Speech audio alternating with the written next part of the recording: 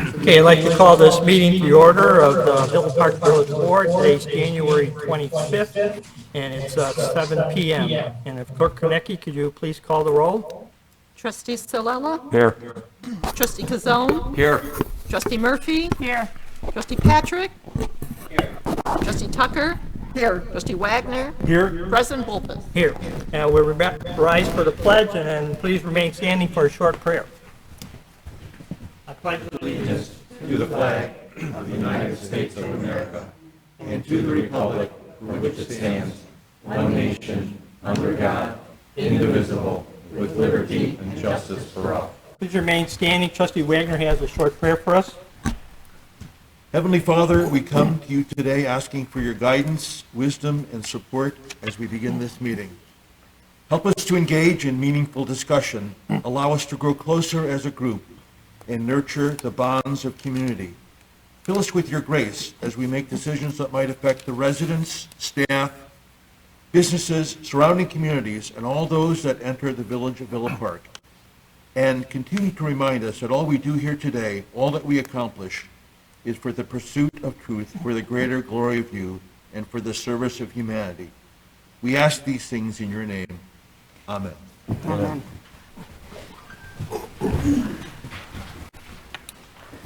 Okay, the first order of business is public comments on agenda items. Does anyone from the public have any comments on anything from item 6 through 9? Yes. Come on up here. Yeah, go over there. So we got a mic over there. State your name, please.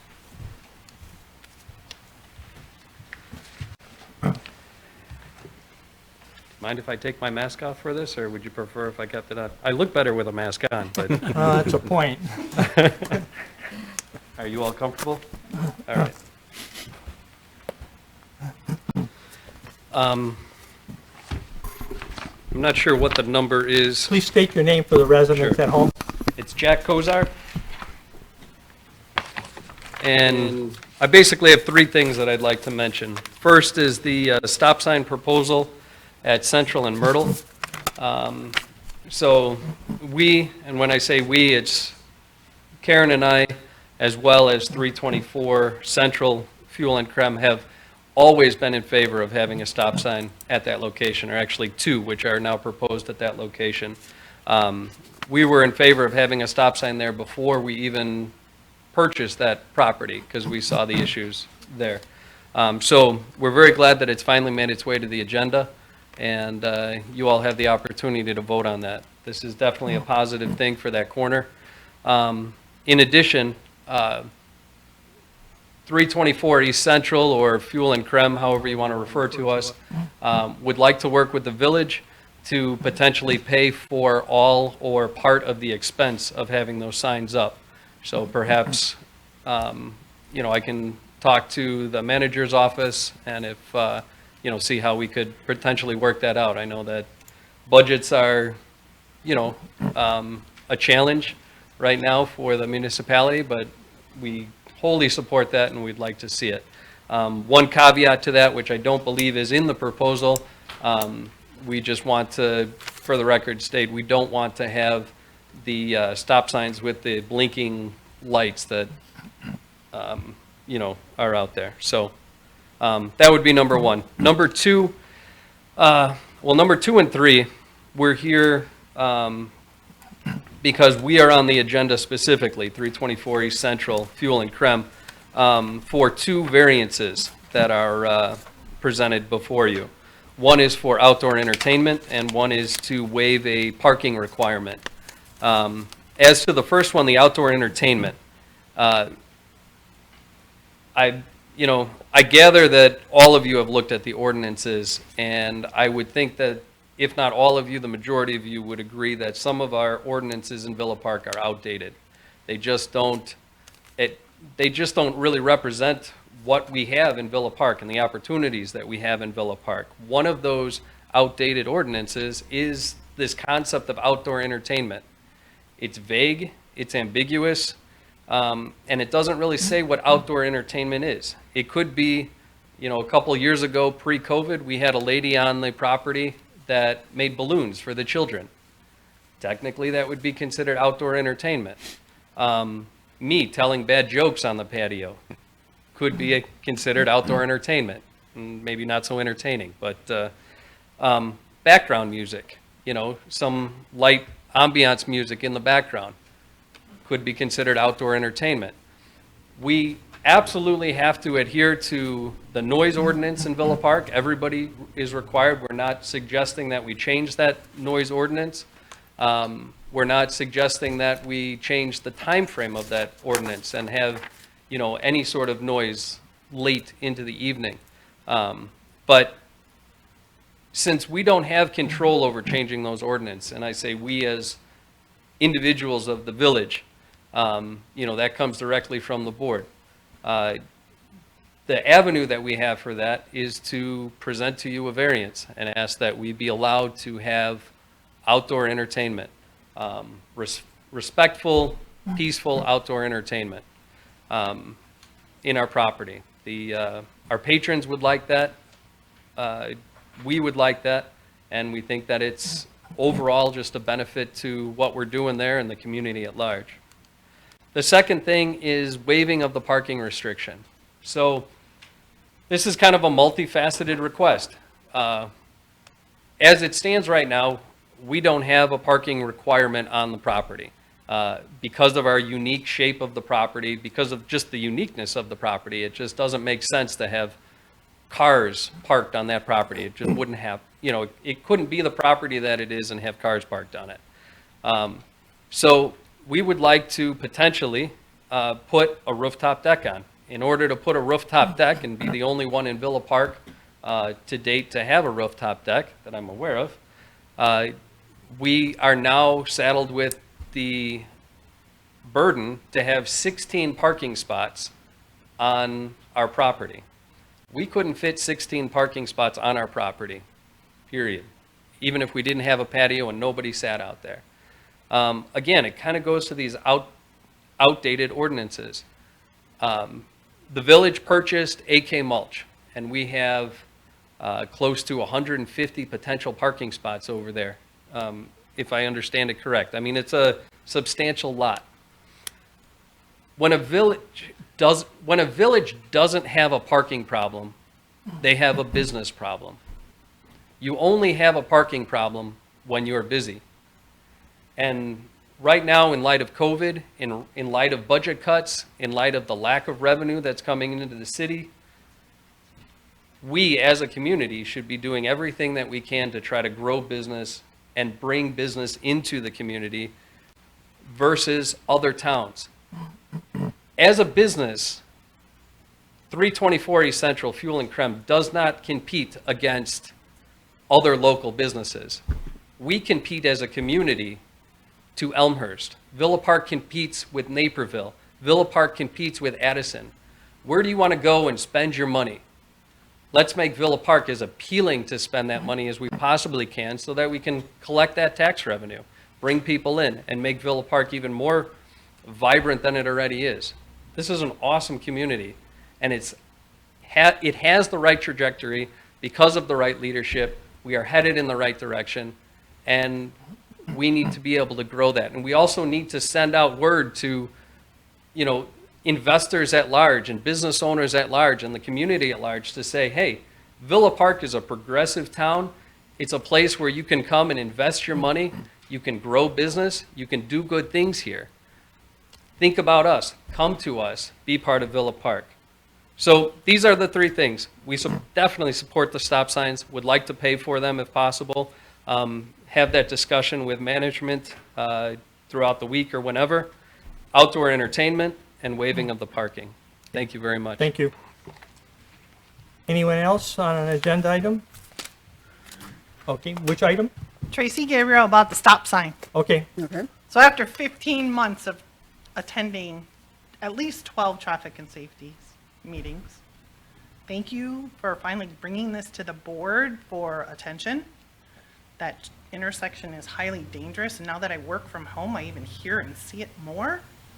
Just hope that it does what it's intended to do, which is slow people down and protect everybody in that community right there from getting hurt. My biggest fear was a car running into my bedroom and running me over at home or at work or coming home from work and finding a car in my building, right? Because of that intersection is so bad. So I hope that it works. I hope the extra conversations that I had with Kevin and Amy, after the traffic and safety to discuss the parking situation on Central and how wide Central is. Central really, in my opinion, isn't wide enough for two-way traffic and parking, and that creates some of the craziness on that section of the street. And then lastly, that intersection has a lot of things going on at it. It's got 11 vertical poles. That's a lot of poles in that little intersection. And if we add stop signs, I'm sure hoping we don't put more poles in, or we can utilize the ones that are currently there, right? Because I would hate to have more poles and more craziness in that intersection, or maybe look at how we could reduce them. Okay? So thank you very much, and I hope you guys do consider it, and then all the other auxiliaries that go with it, leave the door open for further discussions for when it is different, or when it is back to more normal where people are coming to visit Villa Park. So thank you very much. Okay, thank you. Anyone else on any topic? Okay, we'll move on then to the amendments to the agenda. Does the board have any amendments to the agenda? Seeing none, we'll move down to the presentation from the Community Pride Commission for the Holiday Decoration Awards. And Tracy, So it's Tracy again, but I was going to change my shirt just to make it look different. different I man. just decided not to. I think Glenn gave us permissions up here. I don't know if online can see this. If you can see it, could you let us know? Just go ahead, Tracy. Okay, so today I am here with Leslie. One of, both of us are in the Pride Commission. And we have one new member, and I'll introduce her at the end of the presentation. But we're here to present the 2020 Winter Holiday Decoration nominations and winners. So first of all, we don't know how many homes were decorated this year. There was a lot. There was probably close to 1,000 homes decorated this year. So everybody that participated in decorating, thank you for making it festive and fun. It was really cool to drive around and see different types of decorations, right? We have 15 nomination homes, and it made it very difficult for us to select the winners. But I will tell you, the night that we drove around trying to find the homes was even a more fun experience, because Leslie doesn't necessarily remember her animals so well, which is kind of fun. Tonight we have 3 categories for the winter nominations. We had most colorful. We also then had a traditional category, and the last one we had freestyle. So freestyle is more like anything goes. Basically it was if those homes didn't fall into the first 2 categories. Okay? So at 327, there was a motorcycle Santa with 3 bears using teamwork to decorate the tree. But as I got closer, I noticed that there is this wood stump snowman who definitely needs more arm days at the gym. His arms are really disproportionate to the rest of his body, so maybe he can get to the gym soon. That was a freestyle entry. At 59 North Division, this was a late entry by Leslie, and she told me what we were supposed to be looking for. And I laughed and said, why not? It's 2020 after all. Yes, that is a cow on the roof. We're not exactly sure why, if he was pretending to be Rudolph or what, or maybe he was just lost. But still cannot believe there was a cow on a roof. So it's pretty fun. This one, definitely freestyle. Although the homeowner is probably going for colorful. At 841 South Ardmore, this homeowner made their individual arches with PVC pipe and wrapped them in lighting. It was super bright. It almost gave me a headache. The picture is pretty blurry because it was pretty cold when I took the picture. But as we walked down the street, that is a blow-up snowman who gave himself a brain freeze from eating ice cream. It actually shook. It was actually pretty funny and pretty cute. This one entered into our colorful category. At 170 North Villa, you remember the cow. Well, here's the next part of this when Leslie doesn't remember her animals. She goes, Tracy, we're looking for a dinosaur. So I drive down Northville and I'm like, there is no damn dinosaur at any one of these homes. She calls me and goes, I found it, but it's a skeleton. And I'm like, Leslie, skeleton and dinosaur, not so close. Bones. Yes. But what it is it's a skeleton left over from Halloween who stole the big man's clothes. And he actually needs some cookies too, because he's not doing so well with his body weight. That was a freestyle home. That was pretty cool too. And then one of our last homes that we saw the evening was Darth Vader and his two I don't remember what they're called now, but they carry the transport of the army. And I finally found the dinosaur that Leslie was looking for, and it made us all laugh at the end of the night. And the dinosaur actually has Santa hats on its spikes, so it was pretty cool. We think someone was having a birthday too, unless the dinosaur was just telling everybody happy birthday. But don't forget about Darth Vader, because at 510 South Yale, we drove up and we knew this house was going to be nominated for most colorful. And as I started looking at the property, who's sitting in plain sight? Baby Yoda and R2-D2 are hiding from Darth Vader, who are down the street going to come and get them.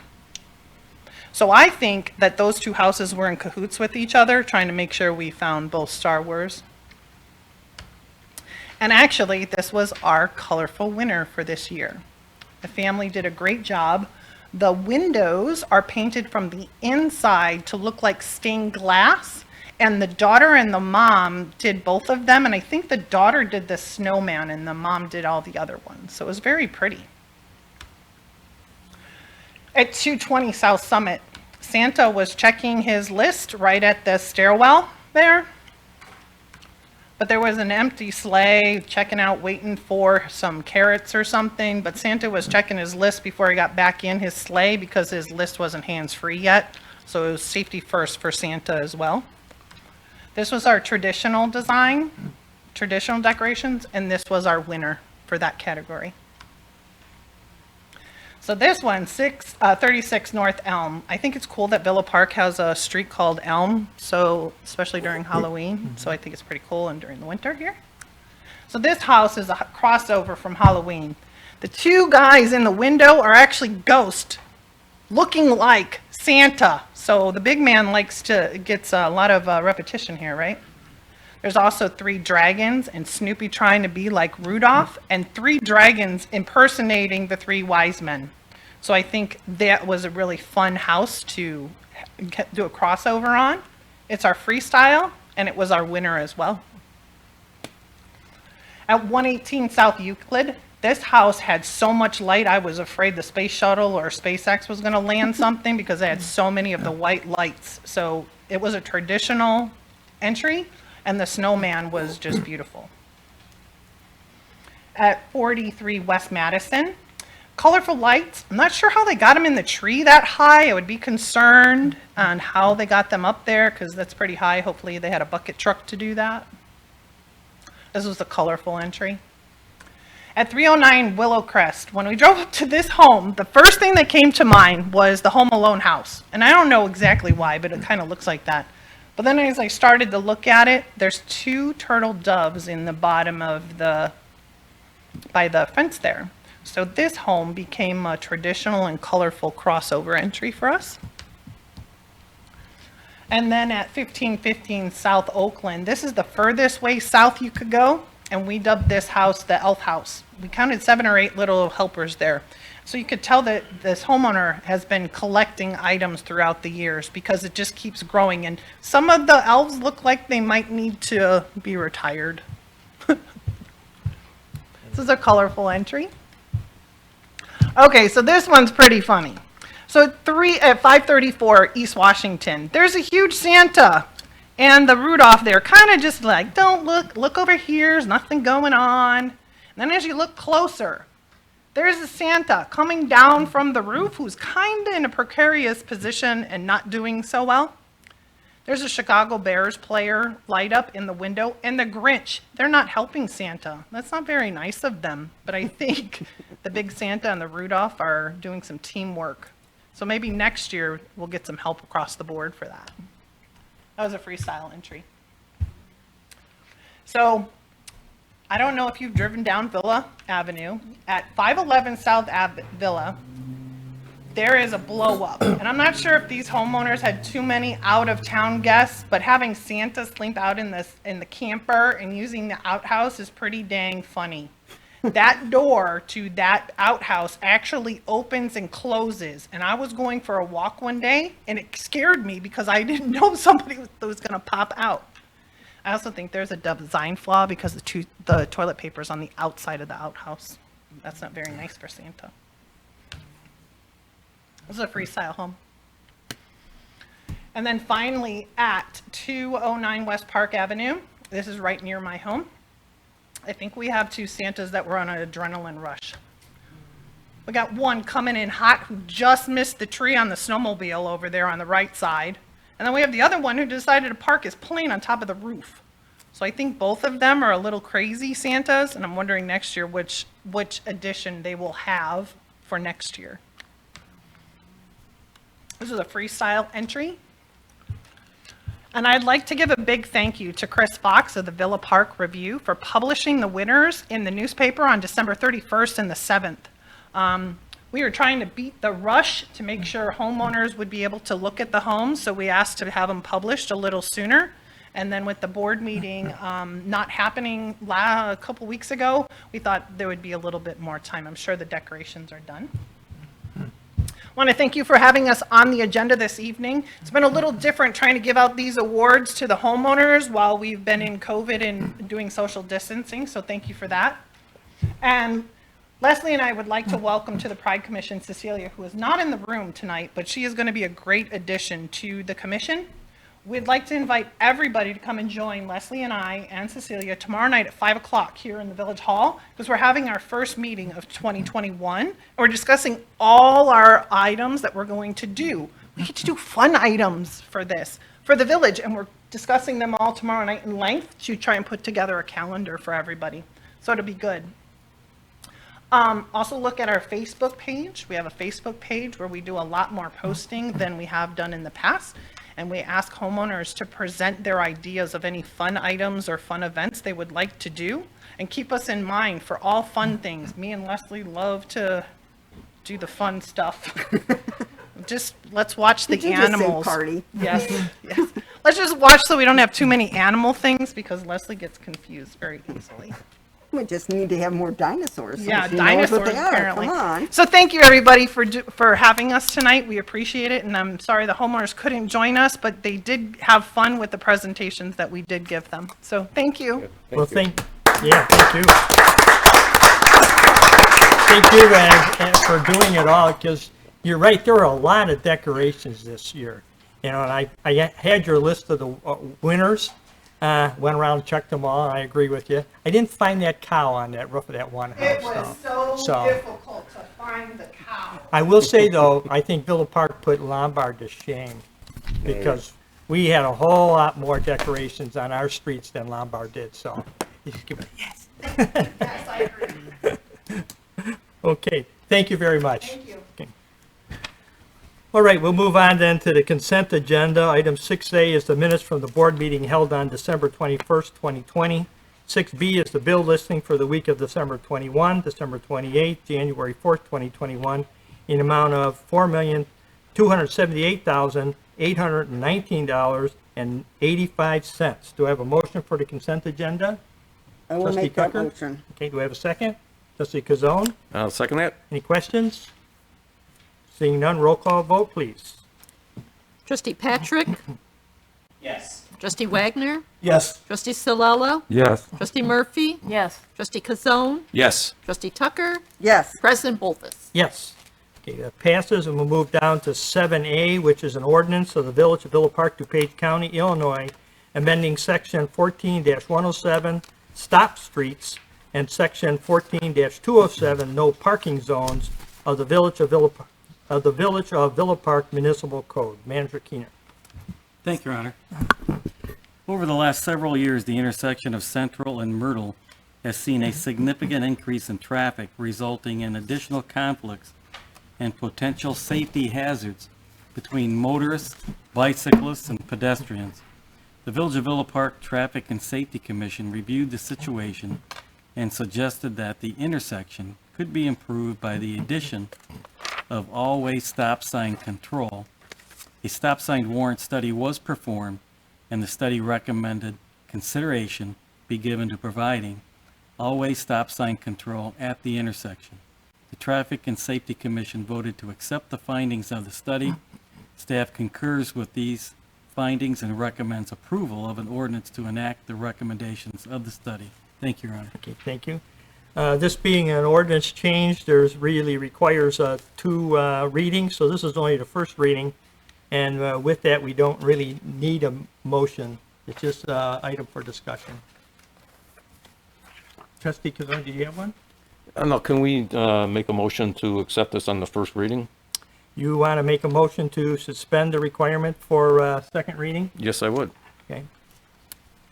Trustee Wagner? I'll second the motion. Okay. So the question on the table right now is that we want to suspend the requirement for a second reading. Any comments on that? Seeing none, we'll need a roll call vote. Okay, trustee Tucker, Yes. trustee Silella, Yes. trustee Murphy, Yes. trustee Petrick, Yes. trustee Kazone, Yes. trustee Wagner, Yes. President Bolfus. Yes. Okay, that brings us up then to, we need a motion on the original ordinance that I read. So do we have a motion for that? Trustee Wagner? I'd like to make that motion. Okay, do we have a second? Trustee Second. Cielo? Okay. Any questions or comments on the stop sign and parking? Yes, trustee Wagner. Yeah, I would just like to thank the Traffic and Safety Commission for the time they spent on this issue. I think they spent 2 to 3 meetings on this, and they did give it good attention, and there was resident input, so I appreciate their work on this. Okay. And that's all I have. Okay, thank you. Trustee Tucker? Yes, I have an amendment I'd like to make to this. On top of removing the 4 parking places in front of where the stop sign from the intersection, of course, the one that basically is in the intersection and the 3 past the intersection. I'd also like to amend and remove 2 parking places in front of the parking lot of the apartment building. If we're going to amend that to remove those 2 so that the residents of the parking building can get out of their parking lot. That would still leave 15 parking places from that corner all the way to Euclid. So I would like to remove the 2 directly in front of the parking lot, which would be approximately 525 feet. There are 2 parking places, if you look at their parking lot, that we have 2 parking places right smack across from their parking lot. I don't think that would be a problem, seeing we're going to remove the markings for these spots, just remove the markings for those 2 spots too. We do that without a description of what these places are. Over here. I don't think they're right here. Seeing we were the ones that put them in the first place. I want to take a look at the ordinance on that. Okay.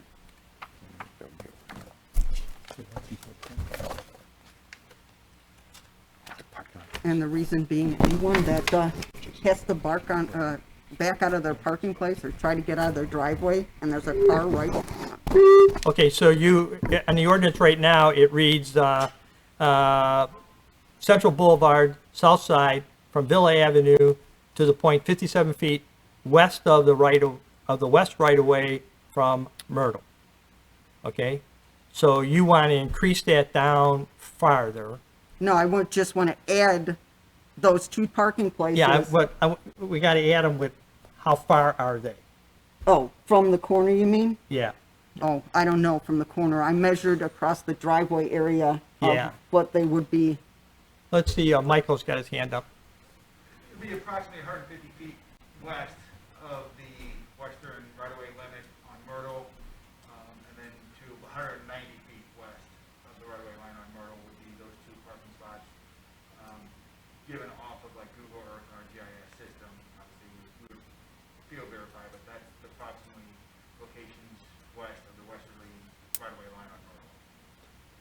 it's just the 2 spots in front of the. Just the 2 parking spots, lot. because that would leave the 3, I believe it's 3 spots to that area. You'd have 3 spots from that parking area, which would be in front of the apartment building, to allow the apartment building still to have, guest parking in front of it.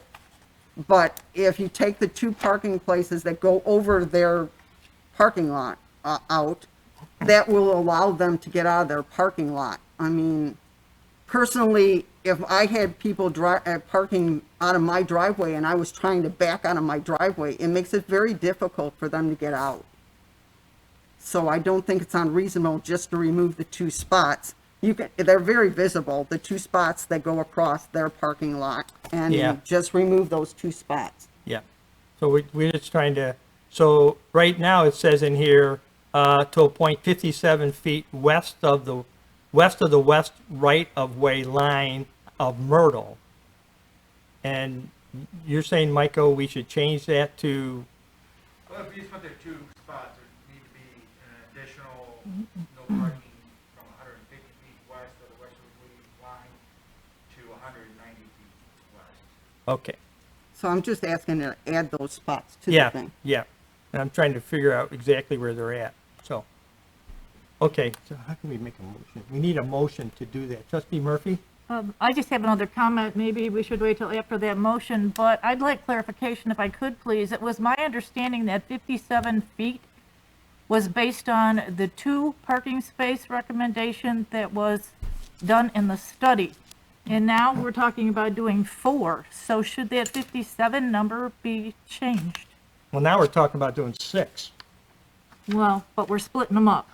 We're talking about doing the first 4 and then leaving 3 and then doing 2 more. Unless you want to do the whole row. Well, yes, Michael? You want me to address that? Yeah, please. I guess maybe I can come up here for Trustee Patrick as well. Make sure he can hear it. So the 57 feet, originally there was a spot in the intersection, and I think when we adjusted the code earlier this year, it kind of finagled right into the middle of the intersection Yes. with Myrtle and Central. So one Correct. of those spots is just to clean that up, because Correct. obviously you can't park in an intersection. The original traffic study from KLLA recommended 2. Get rid of that one, and then 1 behind what would be the proposed parking, or the proposed stop sign to allow for queuing. Traffic safety felt that additional queuing might occur in terms of cars coming up to the stop sign, and that 1 spot wasn't adequate, so they recommended up to 3 behind the stop sign, which is where the recommendation comes to you, why it's 4 instead of the 2. So that 57 feet is a little deceiving. If you look at the handout of the Yes. spots, it would be the 3 spots behind the stop sign, plus the additional spot. She went, so. But we are measuring from the essentially the western right-of-way line of Myrtle back to the sidewalk here on the west side of Myrtle. So you take that line straight down, and then we cut back to the west straight off of that 57 feet, Okay. which that equates to the 3 So we parking just changed stalls. it. Okay, so the 57 feet accommodates all 4 spaces that are proposed as opposed to just the 2 that were proposed in the initial study. Correct. Okay, that was my question. Thank you. And then for Trustee Tucker's, if we want to amend, we'd need another bullet point to say central from those Wait. points about 150 feet west to 190 feet west. So on that, where we have 57, can't we just change that to 190 feet? No, because Because there's If we- 3 if we did spaces it that in way, between. We would eliminate all the parking to that location based on how it's worded right now. I'm Which would just, eliminate approximately 9 Right. parking stalls behind the stop sign. I'm just requesting So additional we have of 150? those 2 spots to be added to it, not remove them all. No, we want to leave 3 in between. Right. Yeah. I'm leaving the 3 We in think we between. do. I just would like the distance for an additional, that additional on to be added to that bullet point.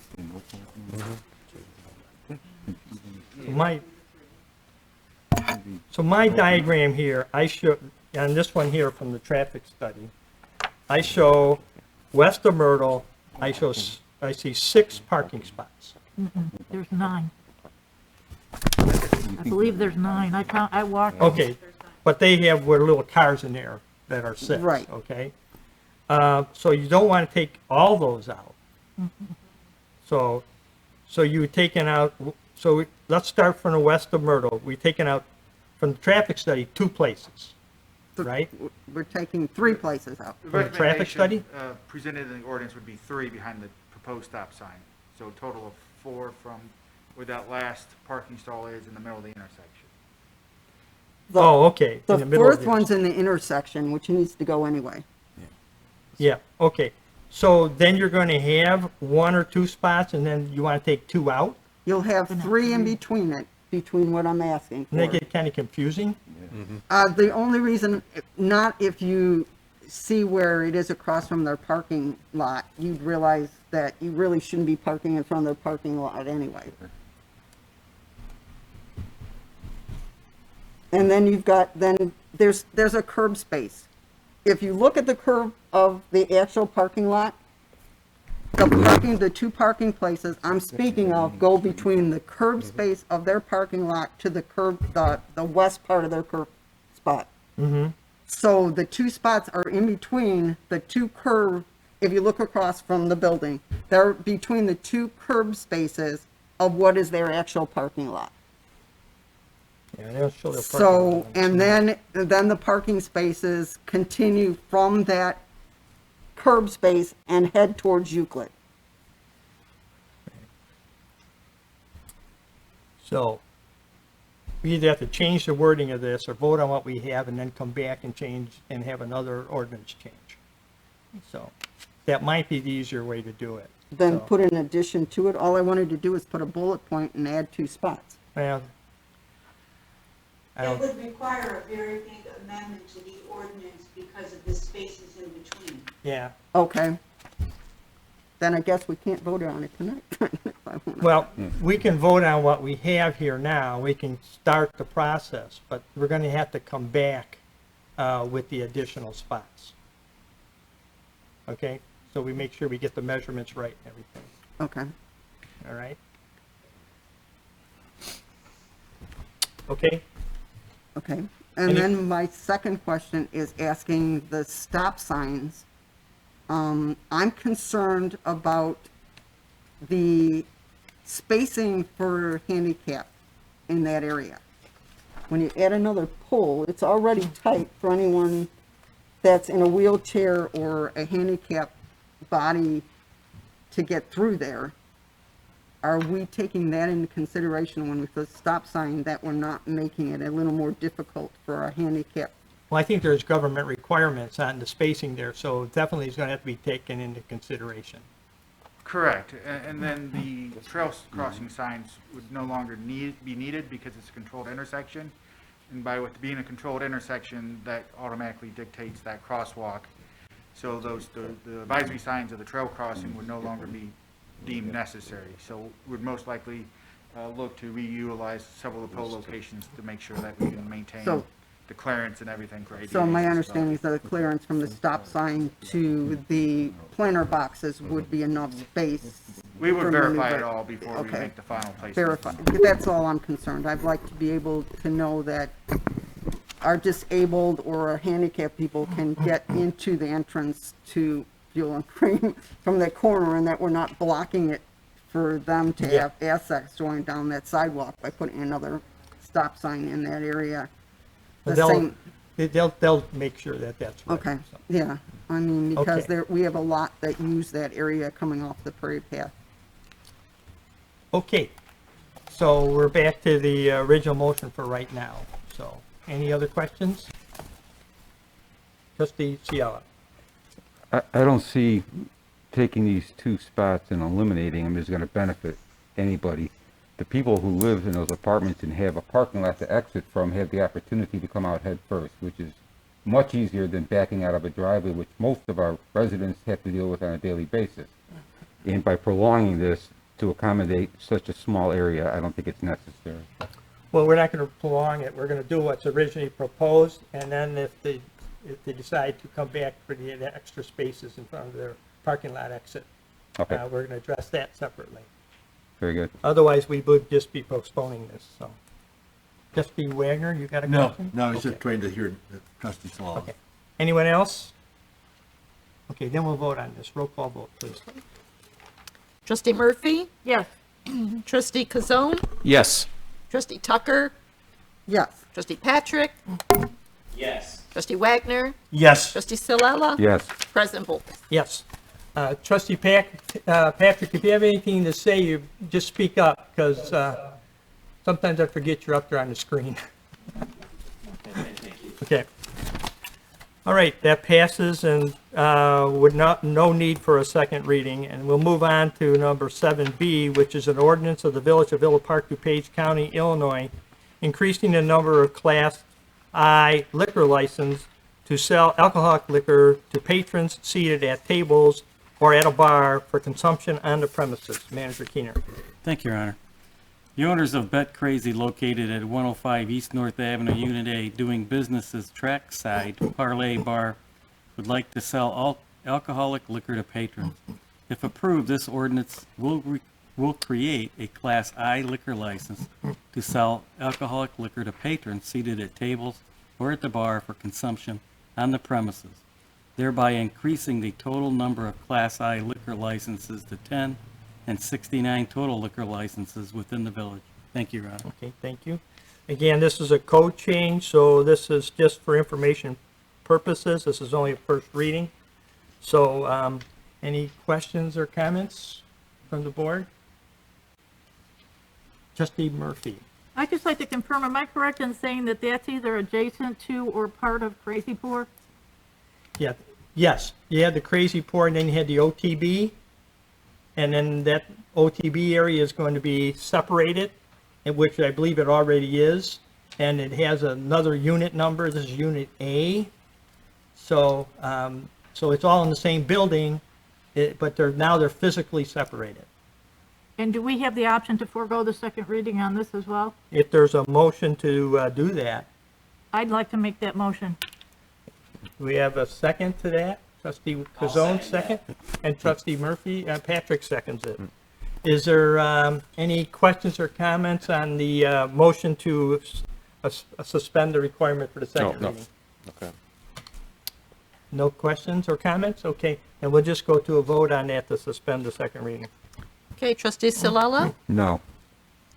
trustee Kazone, Yes. trustee Tucker, Yes.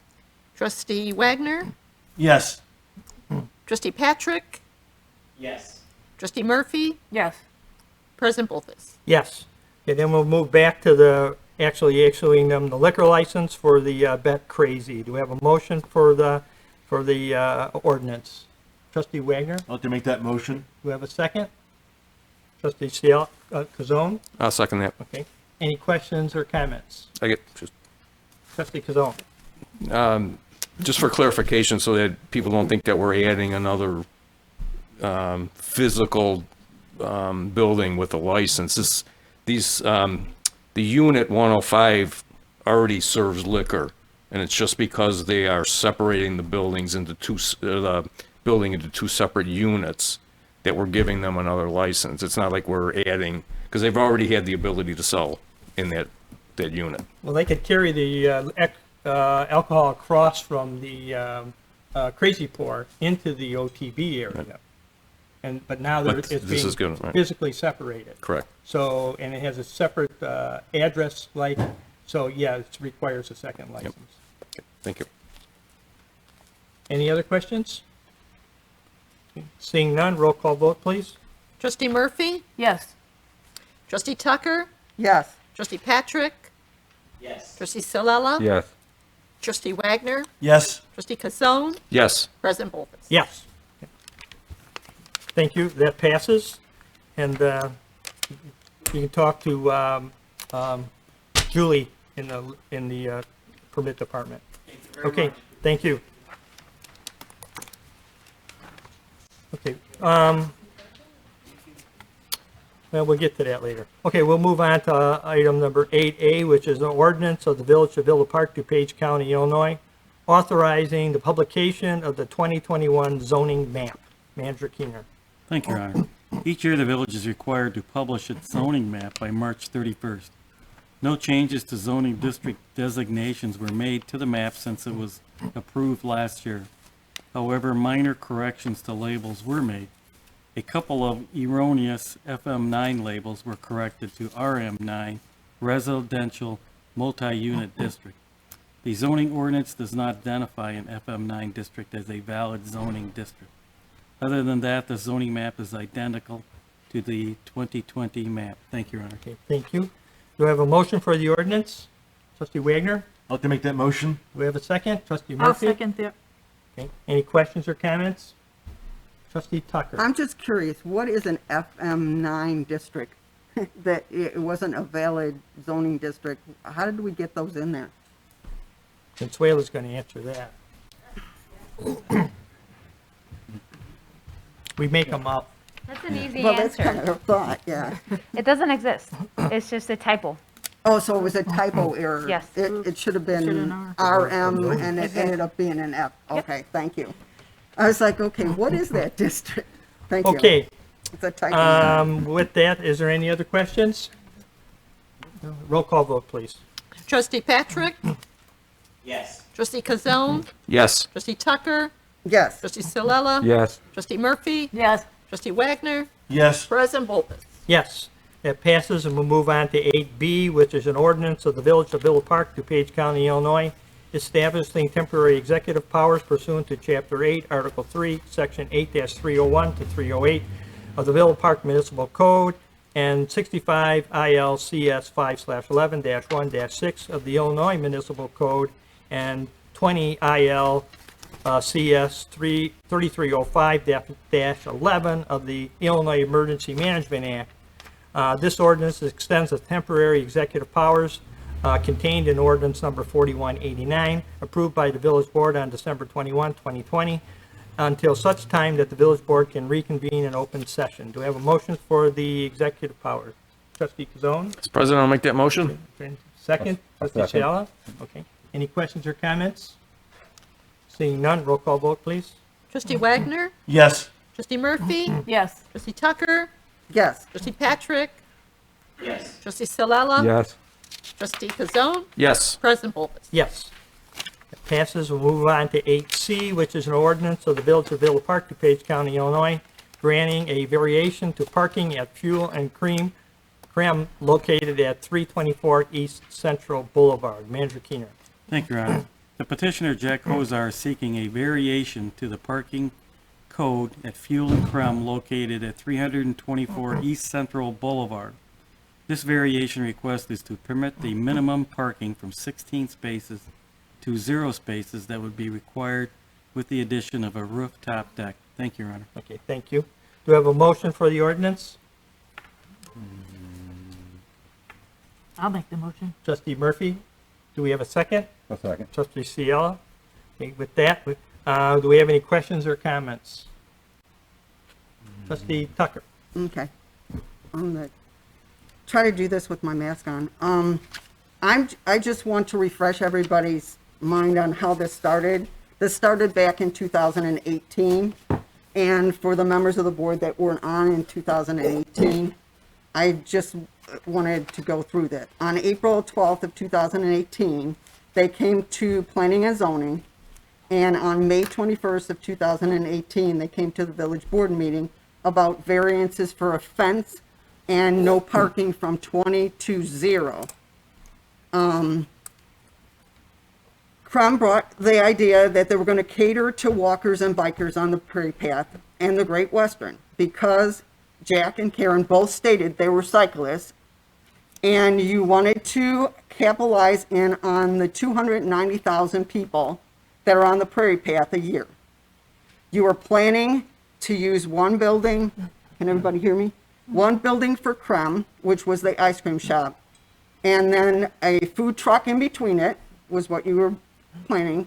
And the second building, which now is Fuel, was considered a beverage center, which you were still looking for a name for at that time. You asked for suggestions, if I'm correct on that. And you were going to be serving iced tea, lemonade, sports drinks, and energy drinks. You didn't need a table at that time because your proposal was that it was just going to simply be carry out for your food truck, and they would pick up beverages and use those tables. At the time, you basically stated you were not looking to open up a bar and you were not looking to become a tavern in that area. You also stated that the only thing that you needed at the time that you brought to the board in 2018 was an additional bathroom to be added on. From there, you basically brought to the board the idea that that location was a perfect location on the Prairie Path for people to come and get ice cream, get a pulled pork sandwich, a drink, and that was a family-friendly environment that you were trying to build. Basically, you stated to the board at that time in 2018 that your clientele, and many of your clientele, you were possibly from the Prairie Path, and you were not interested in competing with the local taverns in the town. And you stated also that at that time, gambling on the property was not going to be part of it because that would not be a family-friendly environment if you added gambling. So at no point you were ever going to have gambling.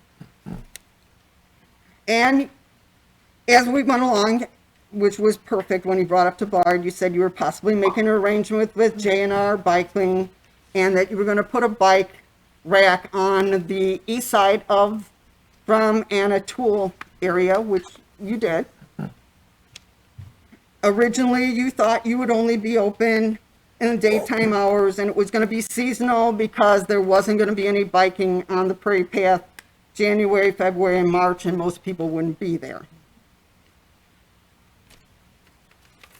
And when you originally brought it to the board to get the variance for the fence and the parking for Creme, we agreed with you. The residents of Villa Park, that would be a wonderful to have an ice cream shop right off the Prairie Path and a safe place for children and parents to walk and bikers to be there. Then you also pointed, as we went on, we pointed out that, of course, you needed the 20 to some parking places. The fencing ordinance was fine. We thought that was good. We wanted the fence and the planters to go around in the front to protect it from where you were at for protection of your customers that were basically walking and biking to your facility. And you as we went on, you pointed out to the board that because that the village had just added parking spaces on the street and the street area, and we had just approved the parking area near the museum, that there would be ample parking spaces there. You also verified to the board that your staff would be parking in the Orthodox Church parking lot, so there would be no need for any parking for your staff on the premise, seeing there was going to be parking there. The board again agreed with you, so we added extra bike racks to accommodate the extra bikers coming off the Prairie Path, and that would be coming to your facility. As the village and you as the owners learned, due to the uniqueness of Creme and the food truck, it brought in a lot of vehicle traffic to that area, which required the additional parking and the safety measures to be added, which we just did with the stop signs tonight, which the village did. Due to the growing pains of Fuel and Creme, you as an owner realized that you needed to be open year-round. The board understood that, so you returned to the board on March 25th, 2019, requesting a Class A tavern liquor license, and then you named the building Fuel. Then you returned again on 10/30/2020 to the board for a need of a variance license for the storage container so that you could store the supplies you needed to run fuel on the property. Again, the board approved that to assist on the grounds to assist the business to keep going. You returned again for a tent and an outdoor seating variance so that your customers could be comfortable during the winter months while they sat outside. Again, the board agreed with you that that was a good idea to keep the business going. because new businesses are always nice in the village. Now you bring a 6 variance request to the board, requesting 0 parking from 6 to 0 for fuel, again, which is a tavern / bar that you were not looking to open up on your property originally, because, as you stated, gaming is not a gambling is not a family-friendly environment, and either is a tavern area. Yet, and this is the point I'm coming to, yet, are you asking this board to give you another variance tonight for 0 parking to expand a bar / tavern in the area when originally you proposed to us that you were not desiring to do that? There was no desire to make a tavern or bar area in that area because it is not a family-friendly area to do that. I do know how the rest of the board feels about this, but I can't vote for a bar, which is what fuel is, without requiring it to follow the same rules as all the other bars and tavern in the area and the ones in Villa District.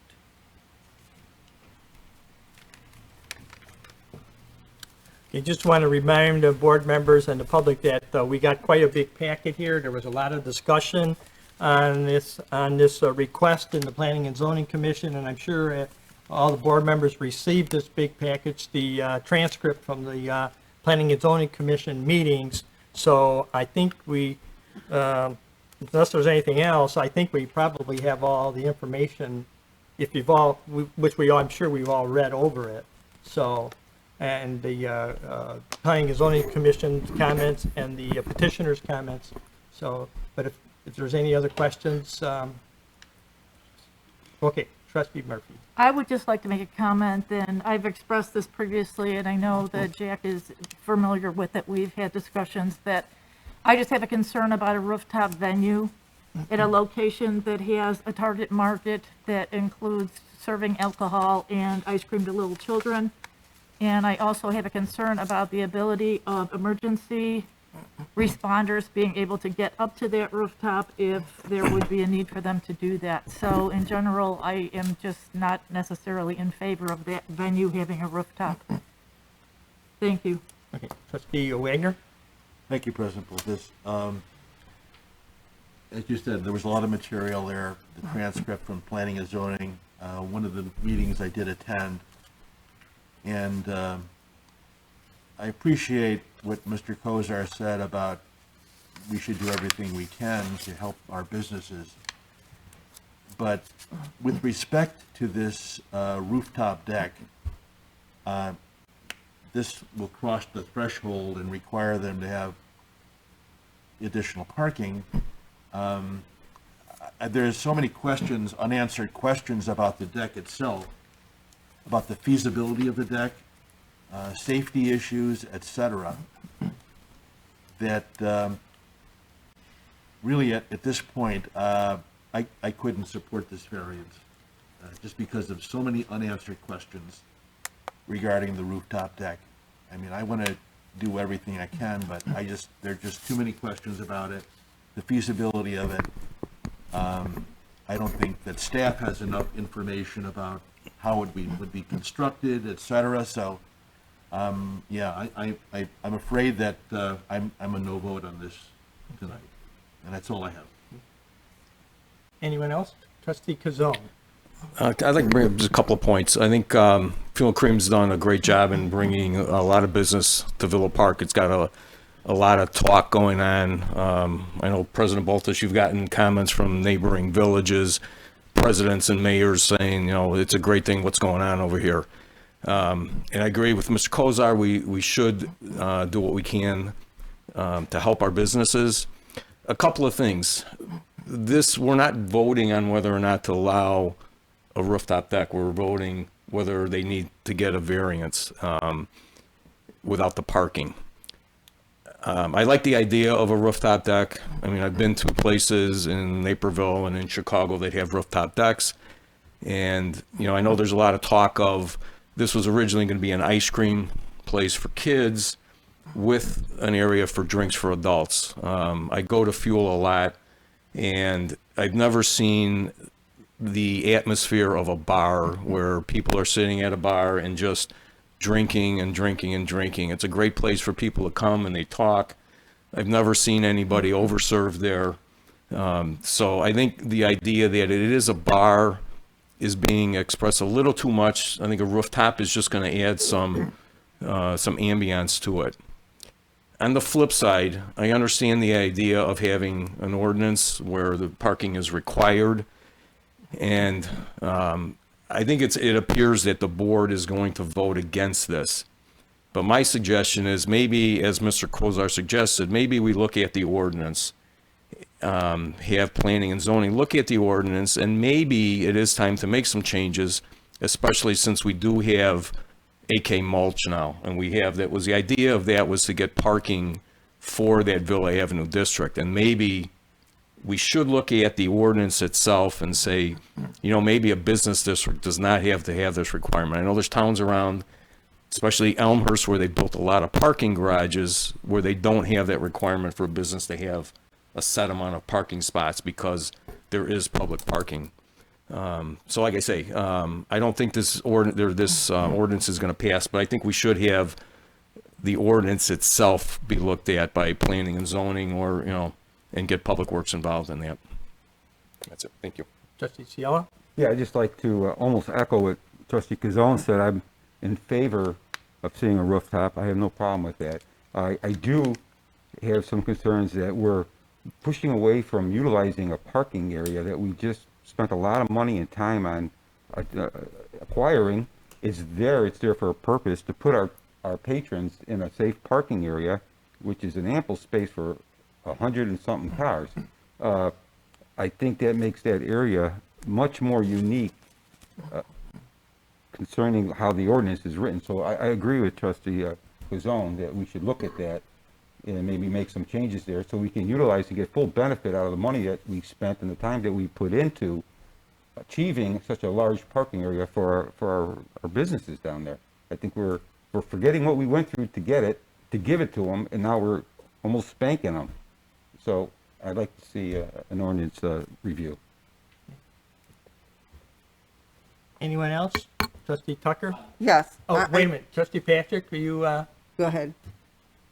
Thank you. This is Trustee Patrick. I would just like to say that I agree with Trustee Kazone as well as Ciela. If there is a way that we can table this so that way we give ourselves ample time to actually look at the ordinance, I think that would be beneficial as well. if you table this to give extra time to look and redo the ordinance, you're looking months down the road. It's not something that's going to happen overnight. So, anyone else? Trustee Tucker. Yes, speaking of that parking lot on AK Mulch, I do want to remind the board that we did have that parking also in the prospect of not only the Villa District, but also possibly parking for the rec center at Lions Club. It was also in the future plans that we were going to also need that parking when that rec center and pool came in effect on Lions. So it wasn't only put in effect for the Villa District parking businesses, it was also put in effect for future use, to be used for the future pool and rec center over there. So let's keep that in mind too. Okay. Trustee Murphy. Yes, it might be muddying the water, but just one thought came to mind as I was working through this thought process, and that's how we have encouraged Debbie DeMito to open her parking lot to help us alleviate some of the parking problems down in that area. And she finally was amenable to doing that, and that was super for her and everyone else that needs parking down there. So to now approve a variance to go from the requirement of 16 spaces to 0 seems a little adverse to what we were working toward and what we were encouraging Debbie to do. Thank you. Okay. Well, we got a real problem here. So, my opinion is, I can see the attraction that fuel and creme is to the village and our neighboring communities and brings business into town. I agree, this code for the parking requirements in that area, the storage containers around town, and the entertainment thing probably needs to be looked at. We are aware of that issue, but this has been a very crazy year with the COVID and civil unrest and a tornado. So there's a lot of distraction on that. And to be honest with you, I had no interest in spending my time on it. So I would think that the next board, whoever they are, should put that on the top of their agenda. Now, that would entail bringing a commission together, getting input from residents and from businesses in the community, and coming up with a consensus on what the ordinance should be. You may even need some help from an outside agency to look at all that stuff. So it's not something that's going to take a couple of minutes. Will probably have to be a public hearing when it's all put together to get input. So it's a little bit of a process that I wasn't willing to take on at this time with to have many people come together that can have input and questions on that topic. So I'd encourage the next board to take a look at that. So, but in the meantime, we do have a question, what does he do now? But I have a question about the rooftop too. And that's what this all is about, to allow rooftop entertainment. I agree with Trustee Wagner, I think it was, who mentioned, I'd sure like to see what the plans are for that, how that meets with the codes and ordinances, and people, how they get up there and how they get down, and emergency personnel to be able to go up there on the roof and to take somebody down if they have to. And how big is that roof deck going to be? I think I saw a plan where it's just over fuel, but then it also extends down over the top of the storage container toward the creme. So, I would like to have that information before we approve the additional parking, the variance on the parking over there. So that's my opinion, but, well, that's all I have to add. I think if we have anything else, I think we're probably ready to vote, so. Okay, roll call vote. Okay. Trustee Kazone, No. trustee Tucker, No. trustee Patrick, Yes. trustee Wagner, No. trustee Salala, Yes. trustee Murphy, No. President Boltus. No. That ordinance motion fails, so let's get all the other stuff together and we'll see what we can work on. Okay, the next one is 8D, which is an ordinance of the Village of Villa Park, DuPage County, Illinois, granting a variation to allow outdoor entertainment at 324 East Central Boulevard. Jack Kozar, petitioner. Manager Keener. Thank you, Your Honor. The petitioner, Jack Kozar, is seeking a variation to allow outdoor entertainment at Fuel and Creme located at 324 East Central Boulevard. If approved, this variation will be following the applicable village code and conditions. One, that the site will comply with the noise ordinance in Chapter 15, Article 6.2, limiting the days and hours of operation for the outdoor entertainment and the outdoor seating area to Fridays and Saturdays, 8 p.m. ending time. Thank you, Ron. Okay, thank you. Do I have a motion for the ordinance? Trustee Kazone? Make that motion. Oh, trustee Patrick, second. Trustee Kazone? I'll second that. Okay. Thank you, trustee Patrick. So, any questions or comments? Trustee Tucker? This is directed to basically the lawyer, actually. I can hardly hear you, trustee. My question is on the guidelines. Is this outdoor entertainment just from March 1st to November 30th that we're approving it? Or did we previously, with the tent ordinance and open up the outdoor seating, give this ordinance for year round?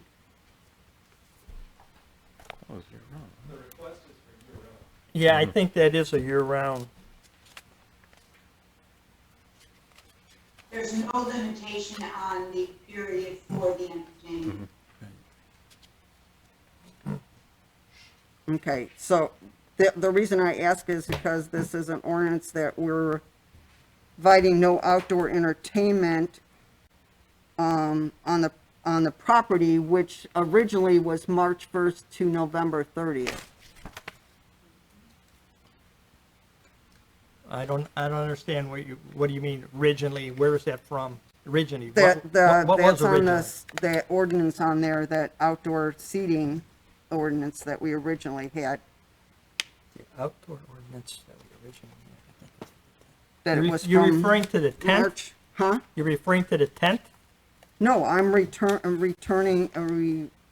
stating from the original ability for outdoor seating was from March 1st to November 30th.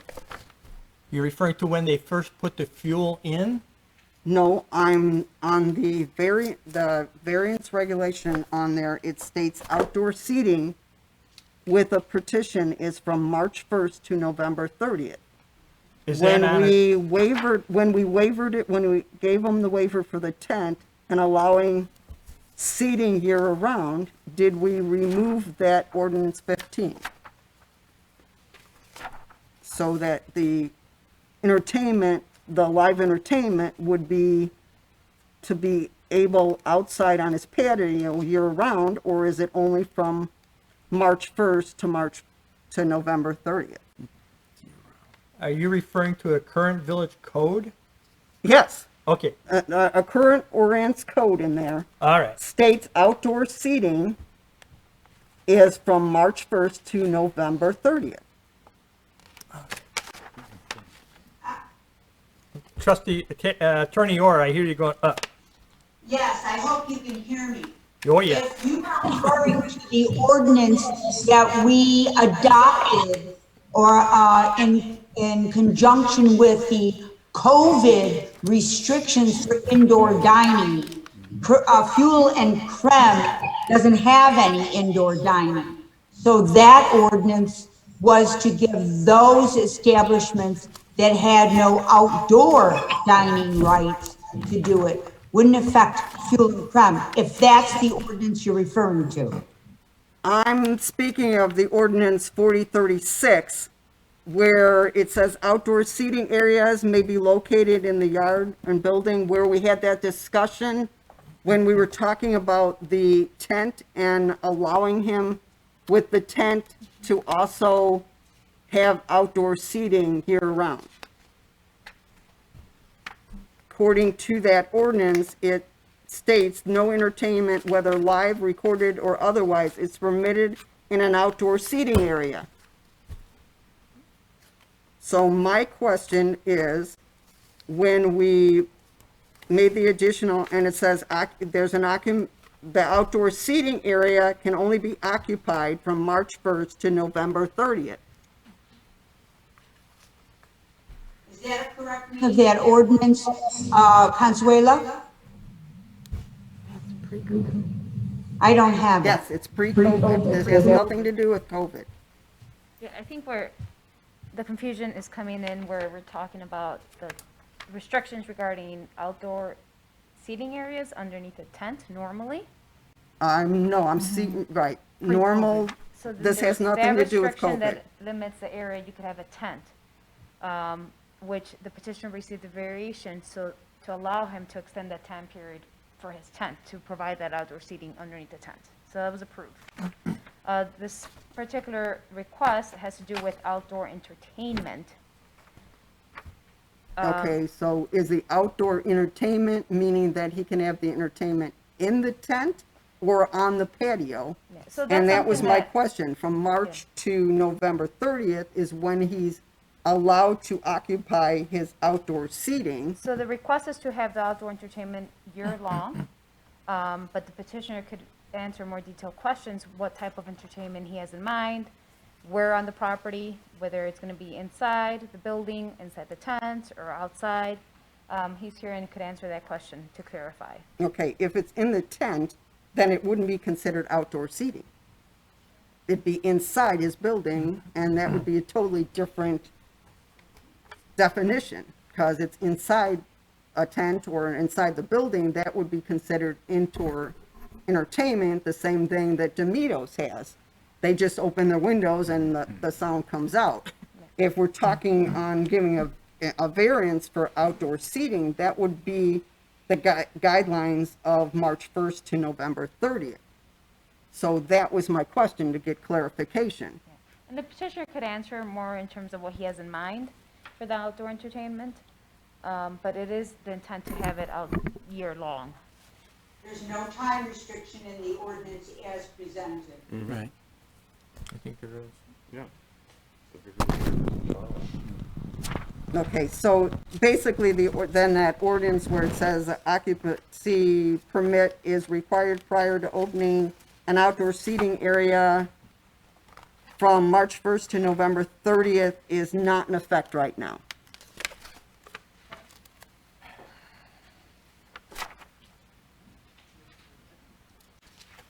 Is that what my understanding is? It's not in effect on his property right now, because we gave him that variance?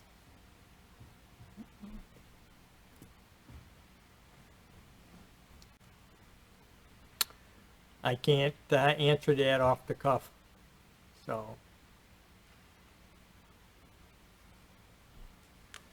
But we do have permit, section 6.11.2 G7 says no entertainment, whether live, recorded, or otherwise, is permitted in an outdoor seating area. So your question is, when we gave them the tent, did we waive that requirement? When we gave him the tent, did we waive the requirement that it was only that time frame that he could have outdoor entertainment, or did we open it so it'd be Yeah. year-round? We waived in its entirety. And now we're only talking about music. Live music? No, we're not only talking about live music. We're talking about anything that, can I speak? Well, the, Let me address directly. So, yeah, but I don't want to get into a back and forth, okay? So, because we've already been down that route with the Planning and Zoning Committee. But it does say no entertainment, whether live, recorded, or otherwise, is permitted in outdoor seating areas. So, Mr. President, but isn't Yes. that the idea of the variance, though? Is that we don't have to apply to that ordinance? That's the idea Yeah. of giving them a variance. well, that's what we're voting on. You're right, yeah. That's right. So six, we're saying, yeah, it says you can't, but we're gonna allow them to do it. That's right. But trustee Tucker is asking, is there a time frame? And there's no time frame in this, in regards to from this month Yeah, to right. that month. Is that what you're after? What is before you is waiving the restriction that you just quoted, Mayor. Okay. It doesn't, affect the seating area. The assumption would be, if there is an ordinance on the record that says you can't have seating at a certain time, it would be very difficult to have entertainment without the seating. Right.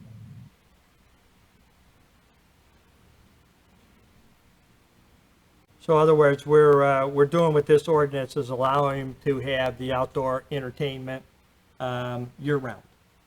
Am I interpreting that correctly? Yes. But the other ordinance would limit the time. Yes. The And- time, For seating, which consequently would limit the time for entertainment. And we would also be variancing the ordinance 15608, which has to do with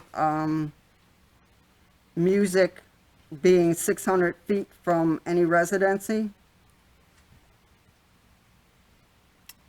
yeah.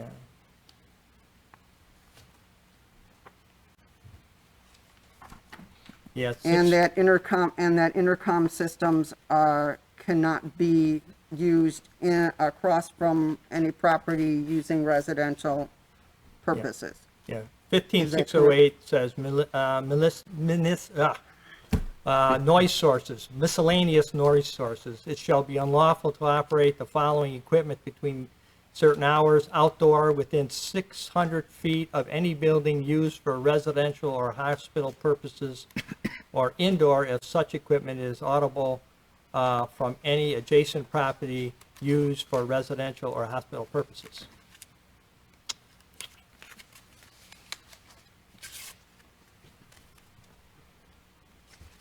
I gotta read the ordinance.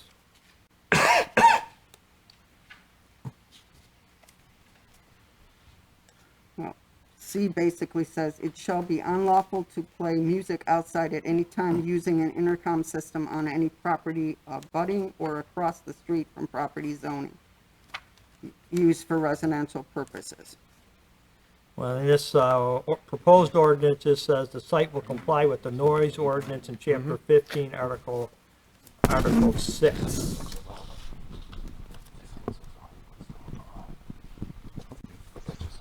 And that's that there.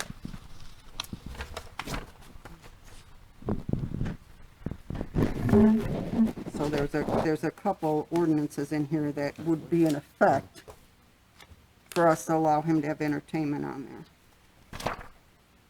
there. So the, I don't know if we can answer these questions right now. So if the board, if we want to either proceed with a vote on the approval or a motion to table. I'd like a motion to table it until it gets clarification, because Okay. We have a second. We have a motion to table. Seeing, trustee Wagner? I'll second that motion. Okay. So the motion is to table, item 8C. So there's no discussion on that, so we just have to go right to a vote. Or 8D, I'm sorry. Vote. Okay, trustee Patrick, So just to clarify, we're voting on tabling of this motion. That's correct. yes, so we can get a little more Till clarification. we work out some of these kinks. No. Okay. trustee Salella, No. trustee Murphy, No, trustee Kazone, No. trustee Wagner, Yes. trustee Tucker, Yes, President Volpez. No. Okay, so we're back to the original motion. Basically, the question is that I have, are you guys ready to vote on this, or what do you want to do? Okay, trustee Wagner? I have a question. So if we grant this variance, what controls do we have about when the entertainment can take place, the times, et cetera? It's in the ordinance. it is in the ordinance. Okay. So my other question is, there is a, Fuel and Creme can apply for a special event application Yes. for entertainment. Is it possible for them to say, we want to have entertainment on, let's say, 6 consecutive weekends? Is that possible in a special event application? Yeah, I think so, yeah. Yeah. This ordinance stipulates Friday and Saturdays. Okay. Trustee Murphy? yes, I was hoping for input if I could get any. It was my understanding the commission is recommending that we vote against this. I would be interested in some thoughts and reasoning on their perspective. Did you read the transcript? Yes, I did. Okay. Maybe you're looking for some more clarification? Yes, Okay. Consuelo, you were there.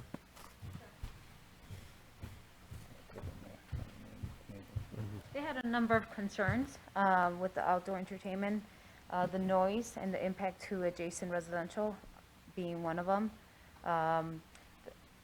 The precedents that it could set to other businesses in town, commercial businesses, if they were to do the same thing. Approving a variation does create a precedence, so that. Consuelo, we can't hear you. Sure. So I would say that the impact has to do with the setting the precedence if this were to be approved for other businesses in town, especially the impact to residential nearby commercial businesses. If this were to be approved, depending on the property itself, this property is adjacent to residential to the west. So there's that concern regarding noise and not having the details of what it is that's being proposed. So the proposal before you tonight, the ordinance that was drafted does include some restrictions in timing regarding the outdoor entertainment. So the concerns were, the top concerns would be the impact to adjacent properties, the impact to other properties that would want to do the same thing. And there's obviously the noise restriction that we would be enforcing, which we enforce now. With the police department, we do respond to noise complaints. Do we have a flexibility to modify what we're looking at to put greater parameters around it so that we can approve something as long as we document more specifics? Well, if you have a motion you want to make to add some more restrictive language into this, you can do that. That would be my thought process regarding, as opposed to voting no against it. I would like them to be able to do some of these things, and if our concern is that our definitions are too broad, then I would make a motion to perhaps revisit the documentation and put more specifics around it so we can perhaps get a yes vote from the board on the ability to provide them with some options. Okay, so you're not really making a motion with any specific recommendations. You're asking just to delay this, but then you're making a motion to table it. Okay.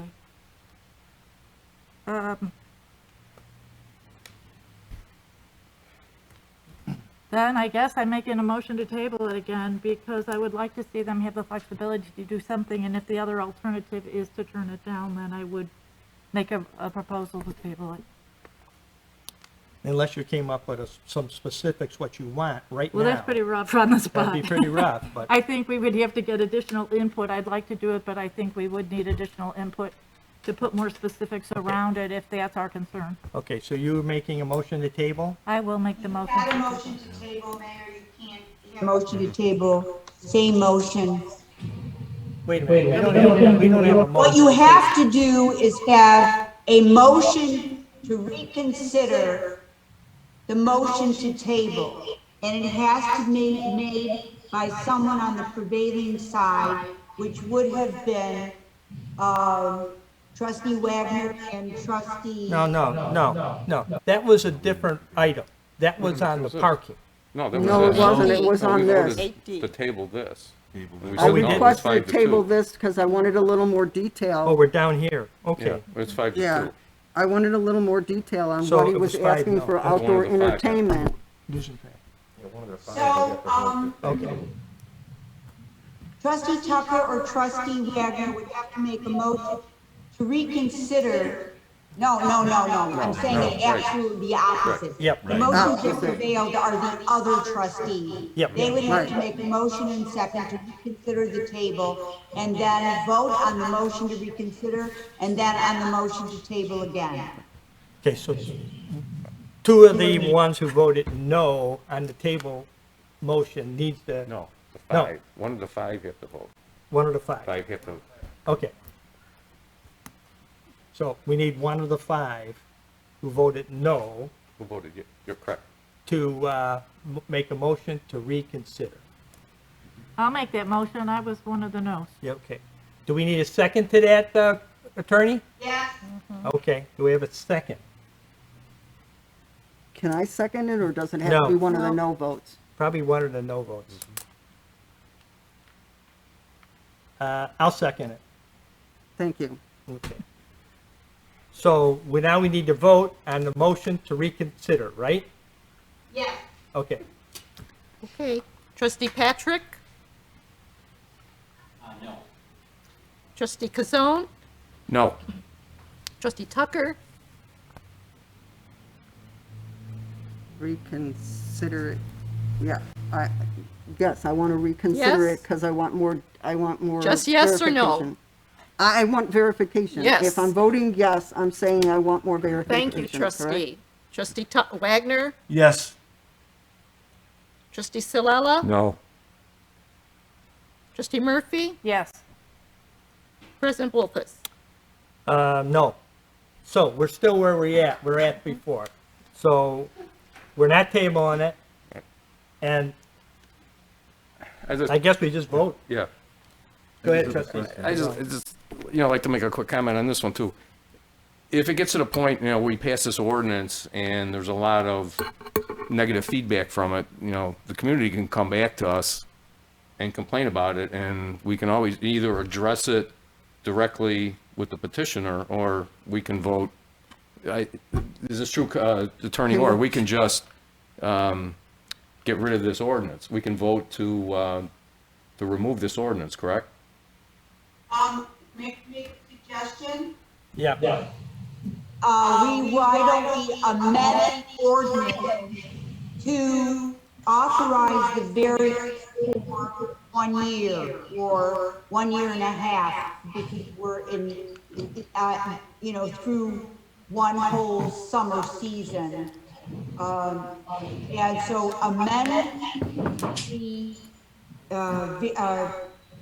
ordinance to give it a time limit, and therefore it will have to come back to the village board for you to review the results. Mr. President, this is trustee Patrick. I would like to make that motion. I'll second that motion. Okay, so for the clerk's clarification, what exactly is the motion? The motion is to include, the motion is to allow the variance for a period of 15 months. 15 months? Is that right? I'm counting. That would give us through a year from spring. That would give you the full seasons. Okay. Okay. So we have that motion, we have a second. Okay. Now, do we have any questions or comments on that motion to amend, right, Attorney Orr? Yeah. Okay. Trustee Wagner. I think this is a good compromise. I'd like to see us maybe during that time period work on fashioning some sort of ordinance that deals with entertainment. Because during the Zoning and Planning Commission, the point was made, well, what is entertainment? I mean, a magician, a balloon, someone who does balloon art, that's entertainment. So I think this is a good compromise. I think that I would like to see us work on putting together an ordinance that specifies what is entertainment, what is allowed. Okay. Okay. Yes, Trustee Tucker. Okay, this is just for clarification for me. We are amending this for 15 months, so it's on a trial for 15 months, and that his proposal is to operate the outdoor entertainment in the outdoor seating area from Friday and Saturday until 8 p.m. Correct. That's what we're voting on, correct? Correct, Okay. as I understand it, so, okay. Clarify that for me, what we're doing here. We're voting, let's see, We're we're, granting the variance as presented just by giving it a time limit of 15 months. right. And then what happens after? In the meantime, the board has to reconsider doing the ordinance to make accommodations if possible. But if you don't, Then you'll have to come back. I have to reapply. You have to come back, yeah. Including paying the $1,200 that I had to pay to apply in the first place. Well, then I will have to see, I can't answer that question right now, because, So you can. okay, yes, you do. Because we can. Yeah, you put in do. a variance that I don't have to pay You would have to do it, as I understand it, so. in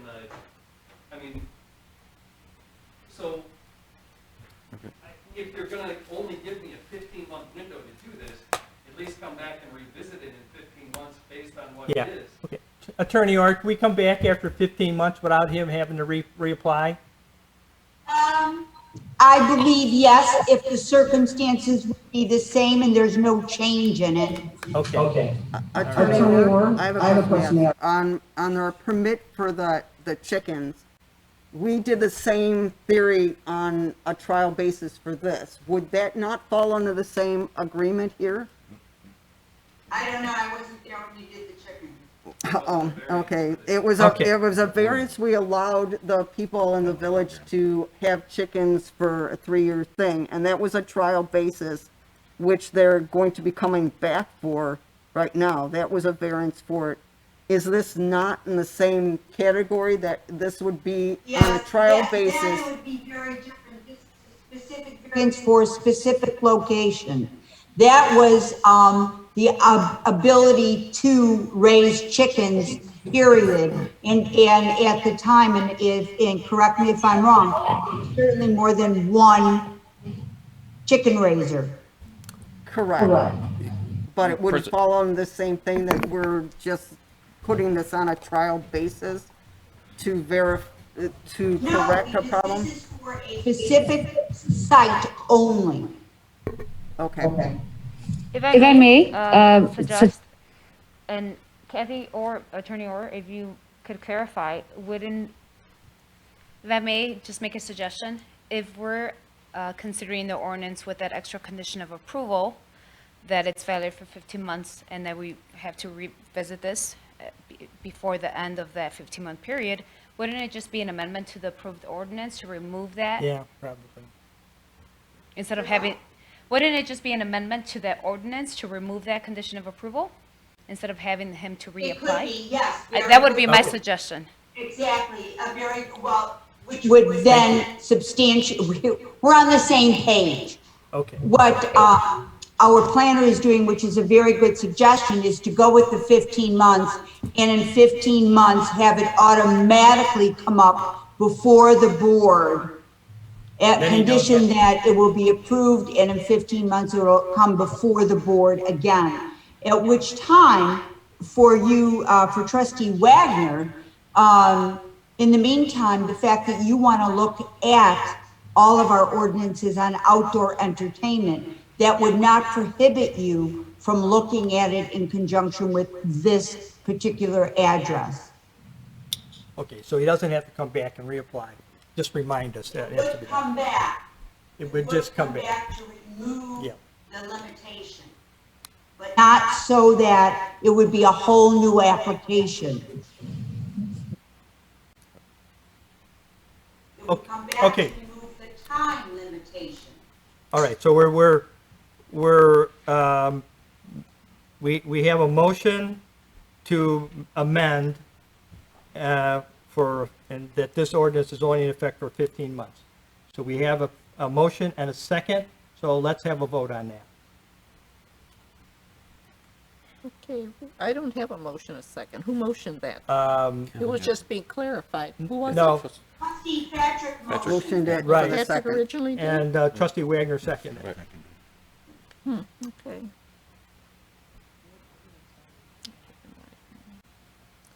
Okay, Roll call. all right. Trustee Salella? No. Trustee Kazone? Yes. Trustee Murphy? Yes. Trustee Tucker? Yes. Trustee Patrick? Yes. Trustee Wagner? Yes. President Bolfus? Yes. Okay, so now we're back to the original motion, which was amended, right? Right. So, and we already have that been made and seconded. So can we go to a vote on the original motion as amended? I'll make that motion. Yes, we already have the motion. Okay. So we want to go back. Okay, so we've got the original motion we had the motion to amend, and we're back to the original motion that's been amended. So now let's have a motion on the ordinance as amended. But as it amended, are we approving the amended thing is that we're approving him to allow to have the outdoor entertainment, but we will come back in 15 months to decide if it will be extended? Yes, Is that extended in 15 months? Yes. Okay. okay, roll call. Okay, is the same, Patrick and Wagner? Yes. No. I don't remember who made the original motions. Kevin and Nick that made the original. Oh, Kevin Kevin made the and Nick original made one. it, okay. Okay, Kevin and Nick, That's all a- right. 6 months ago. I know, I'm trying to figure this out. Okay, yeah, I know. Okay, roll call. Okay, trustee Murphy, Yes. trustee Tucker, Yes. trustee Wagner, Yes. trustee Silella, Yes. trustee Kazone, Yes. trustee Patrick, Yes. President Wolfus. Yes, that passes as amended. So, okay, 8E is an ordinance authorizing the Village of Villa Park, DuPage County, Illinois, to borrow funds for the Water Pollution Control Program for combined sewer separation improvements to be completed as part of the Charles Ave Improvement Project. Manager Keener. Thank you, Your Honor. The Charles Avenue Improvement Project is proposed in the village's capital improvement plan and includes the separation of approximately 1,200 feet of existing combined sewer main. Funding for this combined sewer separation effort is a low-interest loan offered through the Illinois Environmental Protection Agency's Water Pollution Control Loan Program. This ordinance authorizes the village to borrow funds up to $650,000 to fund the construction oversight, and contingencies of the combined sewer separation improvements as a part of the Charles Avenue Improvement Project. Thank you, Your Honor. Okay. Do we have a motion for the ordinance? Trustee Wagner? Make that motion, Mr. President. Trustee Patrick, second trustee Wagner. I'll second the motion. Okay, any questions or comments from the board? Trustee Tucker. I have a question on how this works.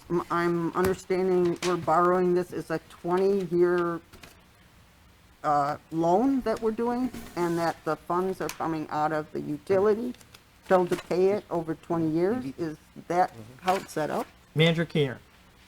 Thank you, Your Honor. Yes, it's a low-interest loan through the Illinois Protection Agency's program at 2% interest rate over approximately 20 years to be repaid through wastewater fund surplus. Thank you, Your Honor. Trustee Wagner. It just, I'm sorry to clarify, but it just, the memo says 1.5%. Yeah, it does.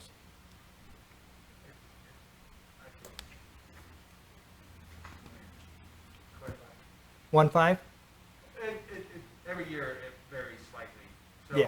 I think right now it's at 1.5, but it's roughly usually 2% or under. Okay. Anything else, anybody? And this is coming from the utility sales tax, not out of water and waste, right? Yeah. Or water and Manager thing. Keener? I thought it was coming out of the utility sales tax. Manager- Your Honor, it may be Director Guerra. So previously, when these projects were set up in the CIP, there's several methods to repay. With the IEPA, we do have to submit a financial plan along with this ordinance. And in that financial plan, we got to show how we plan to repay the loan. We currently are under a water and wastewater rate study. However, we do have the non-home rule sales tax, utility tax, as an option to pay back this loan. So we'll probably utilize a mixture of that funding to ensure that we can make the payments to the EPA so that we can secure the loan. So it'll probably be both funds at the end of the day. Okay, anyone else? Roll call vote, please. Trustee Silella, Yes. trustee Murphy, Yes. trustee Kazone, Yes. trustee Tucker, Yes. trustee Wagner, Yes. trustee Patrick, Yes. President Wolfus. Yes. That passes, and 8F is an ordinance of the Village of Villa Park, DuPage County, Illinois, amending section 14-207, no parking zone. Mr. Yeah, President Boffice, this is a code amendment. I know. And so I'm getting it's to got to that. have a first and I'm second. getting to that. So, Okay. okay, no parking zone for the Village of Villa Park Municipal Code. Yes, the attorney is correct. This is a code. We should have done that up in the section 7, but we didn't move it over there. So this will be for a first reading only, without a motion, but Manager Keener is going to read the rest of the narrative here. Thank you, Your Honor.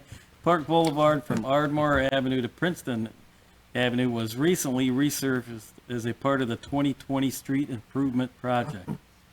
As a part of the construction work, the traffic flow and the parking restrictions on Park Boulevard were also reconfigured to increase parking capacity on the block by providing perpendicular parking in front of the businesses on the south side of the street. The addition of perpendicular parking on the south side of Park Boulevard necessitated the restriction of parking on the north side of the street. Staff requests approval of an ordinance enacting this change. Thank you, Your Honor. Okay. Again, this would be just a first reading unless somebody wants to make a motion to suspend the requirement for a second reading. Trustee Kazone? Mr. President, I'd like to waive that requirement for second reading of the ordinance. Okay. Do I have a second? Trustee I'll Murphy? second that, yes. Any questions? Nope. Okay, we'll have a roll call vote on the suspending the requirement for the second reading. Okay, trustee Patrick? Yes. Trustee Tucker? No. Trustee Wagner? Yes. Trustee Salella? Yes. Trustee Murphy? Yes.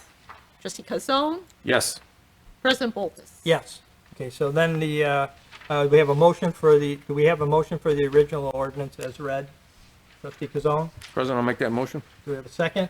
Trustee Wagner? I'll second the motion. Any questions or comments? Trustee Tucker? I'd like to know where those 33 parking places are going to be on that side with the 3 parking lots there. Because we didn't, there's no map showing where these parallel parking places are. Yeah. This is only removing the parking on the north side. Correct, but you stated there, the reason you're removing them on the north side is because we were going to have the parking on the south side, and that there would be an additional parking places on that south side. I'd like to know where the additional parking places are gonna be. There's no space for them with the parking lots there. They're in already, aren't they? There's more there than there were. Yeah. So previously, before the Streets 2020 Improvement Project, there was parallel parking both on the north and south sides. When we did that roadway, we turned the parallel parking on the south side to actually perpendicular parking. So in total, there's actually 3 more parking spots with the parallel parking, or sorry, the perpendicular parking than there was in total on both sides with the parallel. So we shifted all the parking just to the south side. Hence, the lanes had to shift to the north, and so what we're trying to do is eliminate the parking on the north side, since that is now a through lane to prohibit any safety concerns of people trying to park there and cars coming through and hitting them. So this is really just a cleanup to the redesign of the street with our latest I improvement. understand, but there is no spot, there's only one business there unless you're using the parking lot inside the corner of Ardmore and Park. You're using parking inside their street because they have an entrance coming out there back and forth. Where are the 22 parking spots? Because the They're one long spot, There's between the driveways, so they're stacked, with the road going this way, they're now stacked this way versus being this way. So that's where the changes came from. okay, because the driveway on the corner goes from the corner all the way to the wine facility. Where is the Actually, that was a 22 parking modification place? with the sidewalks. We reduced their entrance down to be a normal commercial entrance in and out of that, to make it more of a traditional kind of circular drive to enter off of Park, exit onto Ardmore, vice versa. So that added additional curb length along that section of roadway for parking. The Google Maps are not caught up, obviously, since that was completed Right, this year. and that's what I said. I would have loved to have a map of where these 22 parking places are that you were speaking on the south side adding, because I walk by there and I'm not seeing, I understand there's 3, you're asking there's 3 additional parking places, and if that's the case on the south side, I can understand not needing on the north side, because there's not room to do both. No, the parking on the south side changed. And so all total parking is now on the south side. So in whole, on the whole street current corner, that section, we're now 3 additional. So that's where the 32 came from versus, 32, I believe, sorry, I'm trying to memorize my memo, versus the original like 29 with the parallel parking. So it's all there plus 3, it's just all on the south side, all perpendicular versus Well, parallel. Okay, I did not see when I walked by there 22 parking spots. That's why I was questioning that and seeing there wasn't a map here to show me where they are. So you're basically stating that the corner lot was cut down, from what I understand from the curb. When we did the curb, it's a shorter curb Correct. now. Yeah. And now do- we've got the parking going that way. Correct. Yes, trustee Murphy. Yes, I would just like to put in a request if at any point in time we're looking at changing the signs along that north side to, in addition to no parking, but whatever it reads to suggest no stopping, standing. That north side, for some reason, has become quite prevalent with cars that are pulling over to use their cell phones. And now that it's a single lane, it becomes somewhat of a challenge, particularly from Ardmore to mostly Princeton and maybe as far as Yale, but very frequently, even the residents that live along there are saying there are cars pulled over there all the time texting, and now we only have the one lane. And So buses. it's not a huge deal, but if we could find a way to perhaps discourage that, it would be helpful. Thank you. Okay. Anyone else? Roll call vote, please. Okay, trustee Murphy, Yes. trustee Tucker, Yes. trustee Wagner, Yes. trustee Silella, Yes. trustee Patrick, Yes. trustee Kazone, Yes. President Bolfus. Yes, that passes, and we'll move on to 9A, which is a resolution of the Village of Villa Park, DuPage County, Illinois, approving an agreement for the 2021, 2022, and 2023 with Clark Environmental Mosquito Management, Inc. of St. Charles, Illinois, for mosquito abatement. Manager Keener. Thank you, Your Honor. The Village of Villa Park has contracted for mosquito abatement services to provide an environmentally responsive mosquito abatement program. Mosquitoes are not only a nuisance, but can be a potential threat to public health by transmitting diseases such as encephalitis and West Nile virus. Clark Environmental Mosquito Abatement, Inc. of St. Charles, Illinois, has provided abatement services for the village. Staff recommends approval of the proposed agreement with Clark Environmental Mosquito Management, Inc. to provide mosquito abatement services for Villa Park in 2021, 2022, and 2023 at a cost of $33,663 for the first year, with a not to exceed 1% increase each subsequent year. Funds are budgeted in calendar year 21 and will be planned in calendar year 22 and 23 in the Forestry Division account number 10-525-28-286 for this contract. Thank you, Your Honor. Thank you. Do we have a motion for the resolution? Trustee Wagner, I'd like to make that motion. we have a second. Trustee Kazone, I'll make that second. any questions or comments? This is trustee Patrick. Yes? I would just like to make a comment that I will be voting no against this because of the fact that there is really not enough evidence out there that shows the effectiveness of the spray being sprayed. In fact, that there's many studies in peer-reviewed journals that will explain the effectiveness of the sprays, even considered friendly to the environment. And I challenge the village to come up with an alternative solution. Thank you. Thank you. Trustee Wagner? Thank you, President Bolfus. It's my understanding that, and many, many years ago, there was a lot of discussion about this, and we modified the program and modified what we were using for village-wide spraying. And it's my understanding that we only do village-wide spraying if there is if it warrants it, if there's an emergency.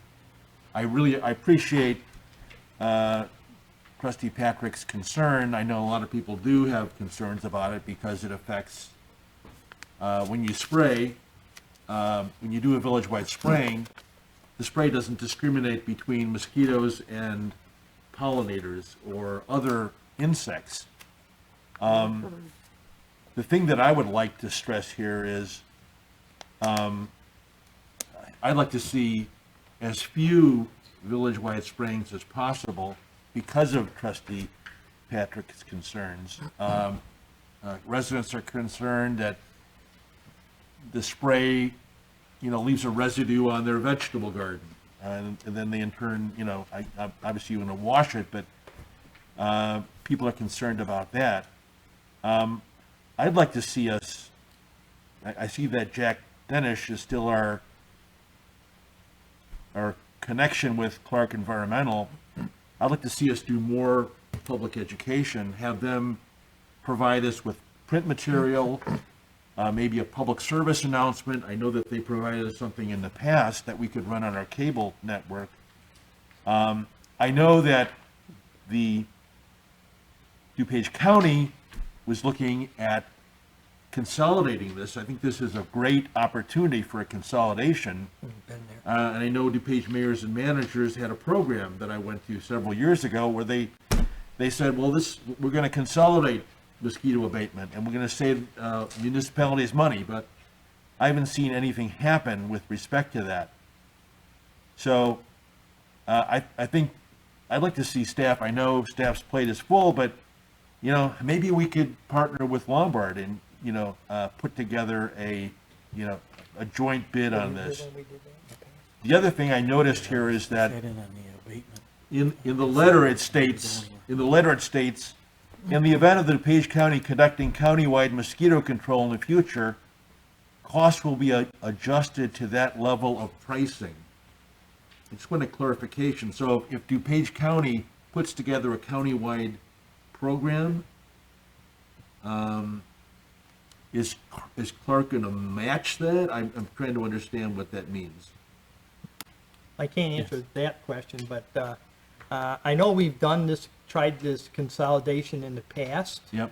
And I don't know if you were on the board at that time or not, and it didn't really work out. So that's why everybody's doing it on their own. Most of what we're doing here is catch basin and monitoring. I think maybe there's only a couple of sprayings that are possible if required based on the counts. Right. So the concentration is on the catch basins and standing water areas.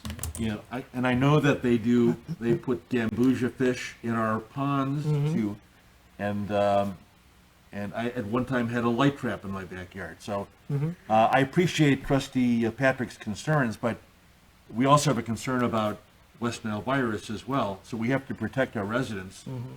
I would just ask that we limit spraying as much as possible, and that we kind of ask that Clark, if residents say, I want to know when this happens, that we make sure that they let residents know when it occurs. Yeah, generally, we do put that on our website. Yeah. So, 'cause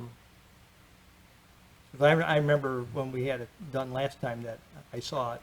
Well, I might have seen it because I was on the board, but there was notification, so. That's all I had. Thank you. Okay, anyone else? Trustee Tucker. Did we do mosquito spraying in 2020? No. I don't think we did. Did we? No, We didn't? Not doing the adult spraying or fogging of the community. We No. did the base level of this contract, which Trustee Wagner correctly stated. This is for monitoring, and then it's more for the larvicide. So we Right. have in stagnant water, so our catch basins, other locations, and they will do those applications as needed. And then they do monitor the adult mosquito population. And there will be no fogging of the community without our written consent, and then there's a price for that, but it's not mandatory or included unless we give written consent for them to do that. And it's included up to 3 times is the maximum for that. So this has nothing to do with the fogging, the village-wide fogging? There's an option for that, but we'd have to provide additional written consent on top of it. They just don't do it automatically with this contract. It's not in this pricing then? It'd be an So additional it's an cost? Additional price of $75 per lane mile. Okay. How does the mosquito hotline work? They made a comment about the mosquito hotline, that they determine it by that mosquito hotline on what they were going to do. And how are our residents notified of this mosquito hotline they have? So that is, I believe, if they have sites that are concerned with, they can call the mosquito hotline. I'm being a little bit.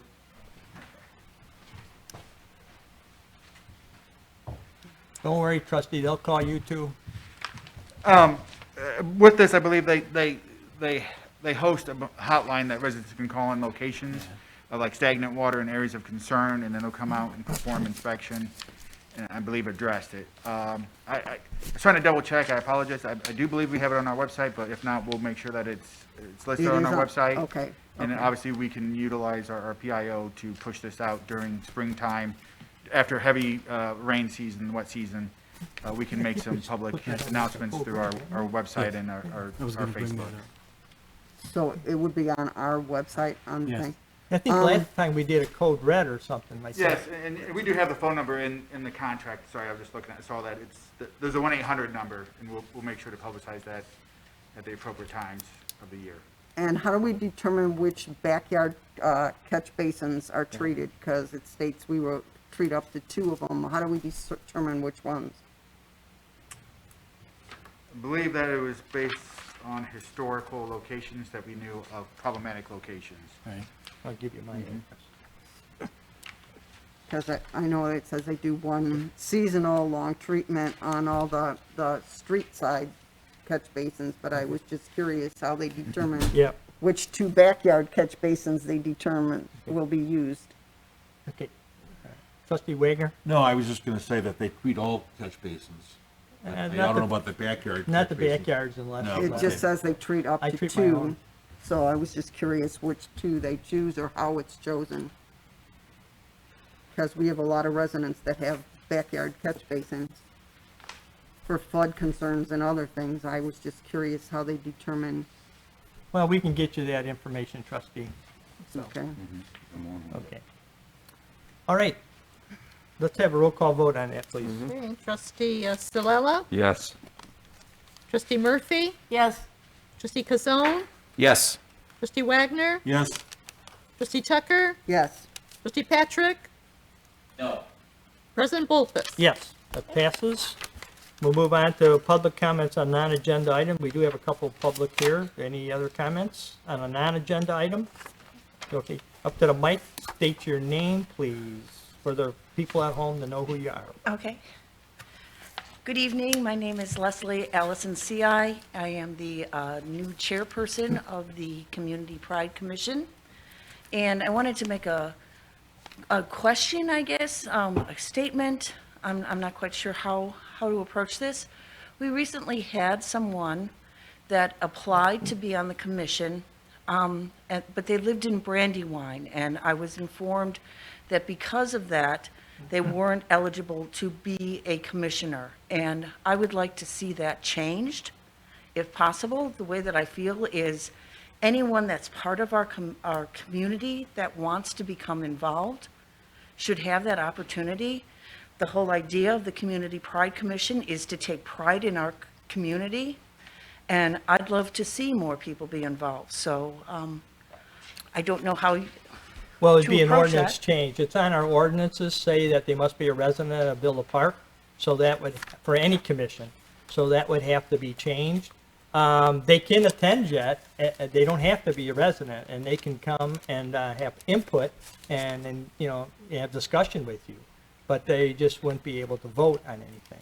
And they can even come and help you with your projects, but they're just not an official member. Well, I don't understand why. Because that's the way it's always been, so I don't have any real answer for you, but I think. Could we have that changed? Could we get a variance or have that changed? Is it Yeah. because Brandywine's not incorporated? That's, yeah, That they are is not part of the correctly. village. They're not part of Villa Park. They're an unincorporated area, just like we have some unincorporated areas in Villa Park that, I mean, the police department and the fire department answer their calls, needless to say, but they do not pay taxes and they do not cover Villa Park. So they're unincorporated, so they're not considered Villa Park. They can't vote on Villa Park issues. They're unincorporated. Okay. So I think probably the thinking behind that is if you're going to have commissions for the village, it should be people that are invested in the community. It's just like if we change that, somebody wanted to be on the Planning and Zoning Commission that lived in Elmhurst. Well, I don't think we really want that, because their interest would not be focused on Villa Park. So there's a lot of questions that could come up if we were to do that change. But they're welcome to attend your commission meetings. Okay, thank you. All right. Okay. All right, clerk's report. No report, thank you. Trustee report. We'll start with trustee Patrick up there on the screen. Hi, thank you. You get cold sitting out there in front of the Ovaltine?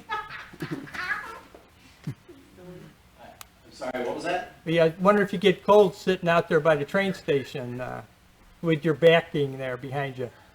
Yeah, you like this? I like this background, a nice little thing we got from the Historical Society there. Huh, yeah, very nice. Thank you.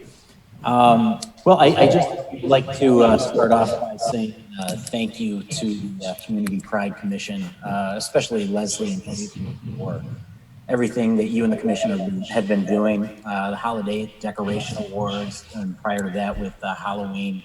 I think you guys are doing an outstanding job and need to be recognized for that. And thank you for that. And lastly, as always, I would like to thank our first responders and our essential workers out there. You all are very much appreciated. And we just want to thank you for your hard work, your devotion to duty, and everything that you do for us as a community. So thank you. And that's all I have. Okay, thank you. Trustee Chiala. No report this evening. Trustee Kazone. A couple things tonight. I also would like to thank Tracy and Leslie for their all their help. You know, we lost a lot of commissioners last year or so that have been on the commission for a long time, and Leslie and Tracy just have taken over and have done a great job. They're both really enthusiastic, and obviously we could use more members. I think right now we only have 3. We could use 3 or 4 more. So if anyone is interested, there is a meeting tomorrow night, 5 o'clock here at Village Hall. I'd also like to commend Alicia Bailey and the Chamber of Commerce for the great job they did on the Prairie Path. Joyful Traditions was done a lot differently this year. It was called Peppermint Twist, and it was really good. I heard a lot of really nice comments, saw a lot of people out at the gazebo taking pictures with Santa Claus and with Elf and everything. We had out there and got a couple pictures too, so it was really good. They did a great job. Second, let's see.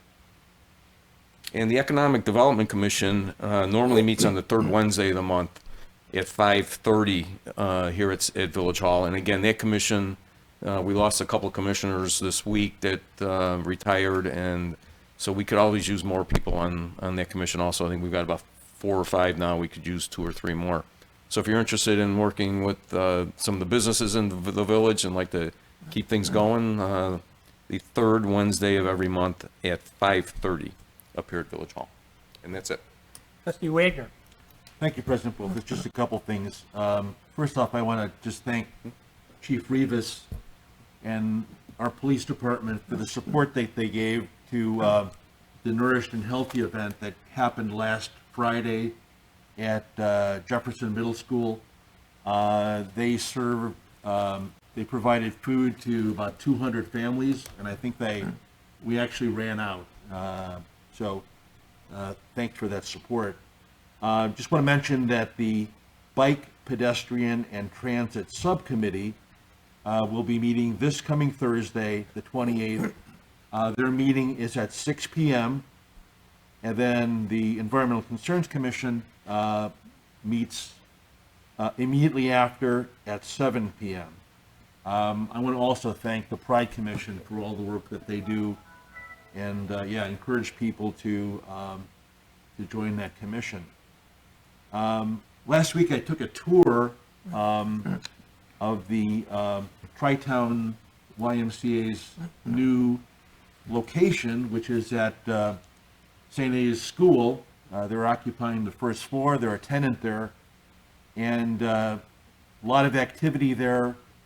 Sarah O'Donnell, who's the CEO, mentioned that of the 855 YMCAs around the country, Tri-Town YMCA was number 12 in their efforts to provide food assistance to the community. So I think that's really a notable thing that they did, and just incredible that they work that they do. So I want to thank them for that. And that's all I have. Thank you. Trustee Tucker?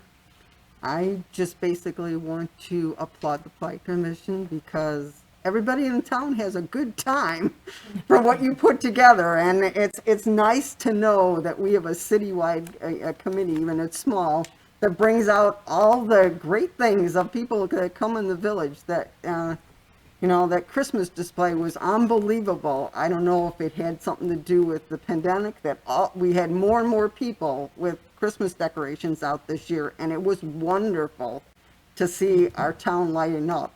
I just wonder what we look like from space, because there were so many of them this year. It was, if we were on a blurb on something. Other than that, I have nothing else to add to that. Trustee Murphy? Yes, I just have one comment, is we've been in the building for the last 2 hours.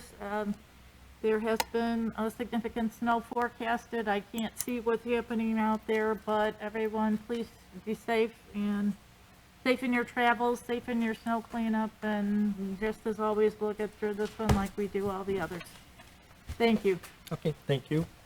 I just wanted to bring residents and the board up to date a little bit on the COVID-19 with the county. After talking with the county this morning, I got a little bit of figures about the vaccine. As you all know, that now we're in vaccinating in group 1B.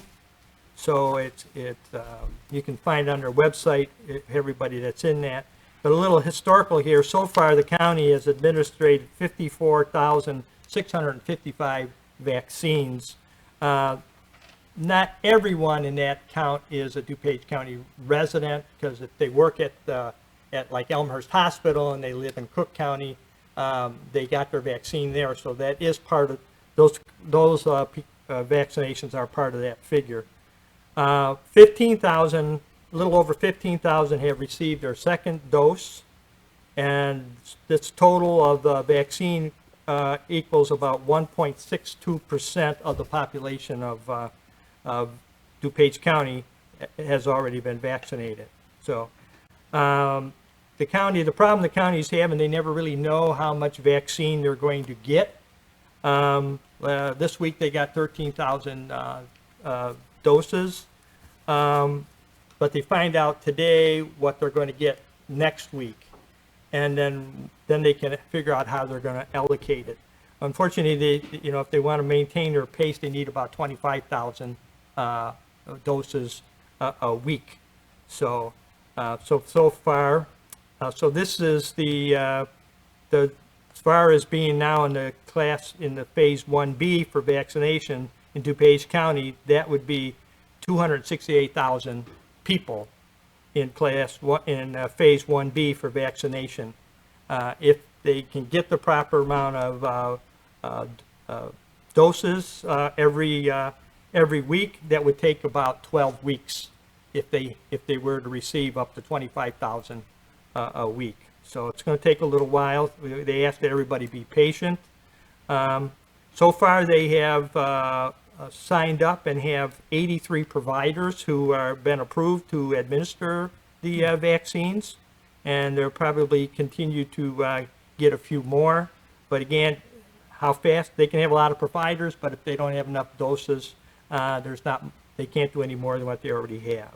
So just wanted to let you know that they're starting, and you can go on to DuPage County website and fill out, there's a little form in there you can fill out, and they'll tell you, they can notify you by email when vaccines are available and where they are, but you're not really making an appointment anywhere. Then you would have to go to that site and to actually make the appointment. Myself, I'm part of DuPage Medical Group, and they had a form on their website that I filled out, and then they'll contact me when I have a time which I can go. But I got quite a few people ahead of me, so I don't know when that's going to be. So in the meantime, we're doing pretty well, but just keep wearing your mask and washing your hands and maintaining your distance. Every day the positivity rate is going down, As you're all, right now, we're in Tier 2. We're very, very, very close to going into Tier 1, which would open up the restaurants a little more for more capacity. They hope to, if everybody keeps doing what we're doing, we might be able to get into Tier 1 by the end of this week. So, because we're real close to the going down to Tier 1. But after Tier 1, then you got Phase 4. So there's a lot of levels here. But it is improving, but it's all up to us individually to be careful and keep doing what we're doing. So, and that's just a little update on the COVID. Again, the next meeting we have here is on February 8th at 7 o'clock here in the boardroom. So with that, we'll move on to the manager's report. Well, thank you, Your Honor. I just want to echo some of your comments about the COVID vaccine. So some of village staff has been vaccinated, and many others are waiting. So some folks in the police department have been vaccinated and are still waiting, and some folks in the fire department as well have been vaccinated and still waiting. And I think it kind of boils down to needing more of the vaccine itself. And so we're slowly having staff vaccinated basically 1 week at a time. And with that, Your Honor, I pass. Okay. And with that, I would take a motion to adjourn. Trustee Kazone, Mr. President, I'll make that do motion. you have a second? Trustee Wagner? I'll second the motion. All in favor, say aye. Aye. Okay, we're adjourned.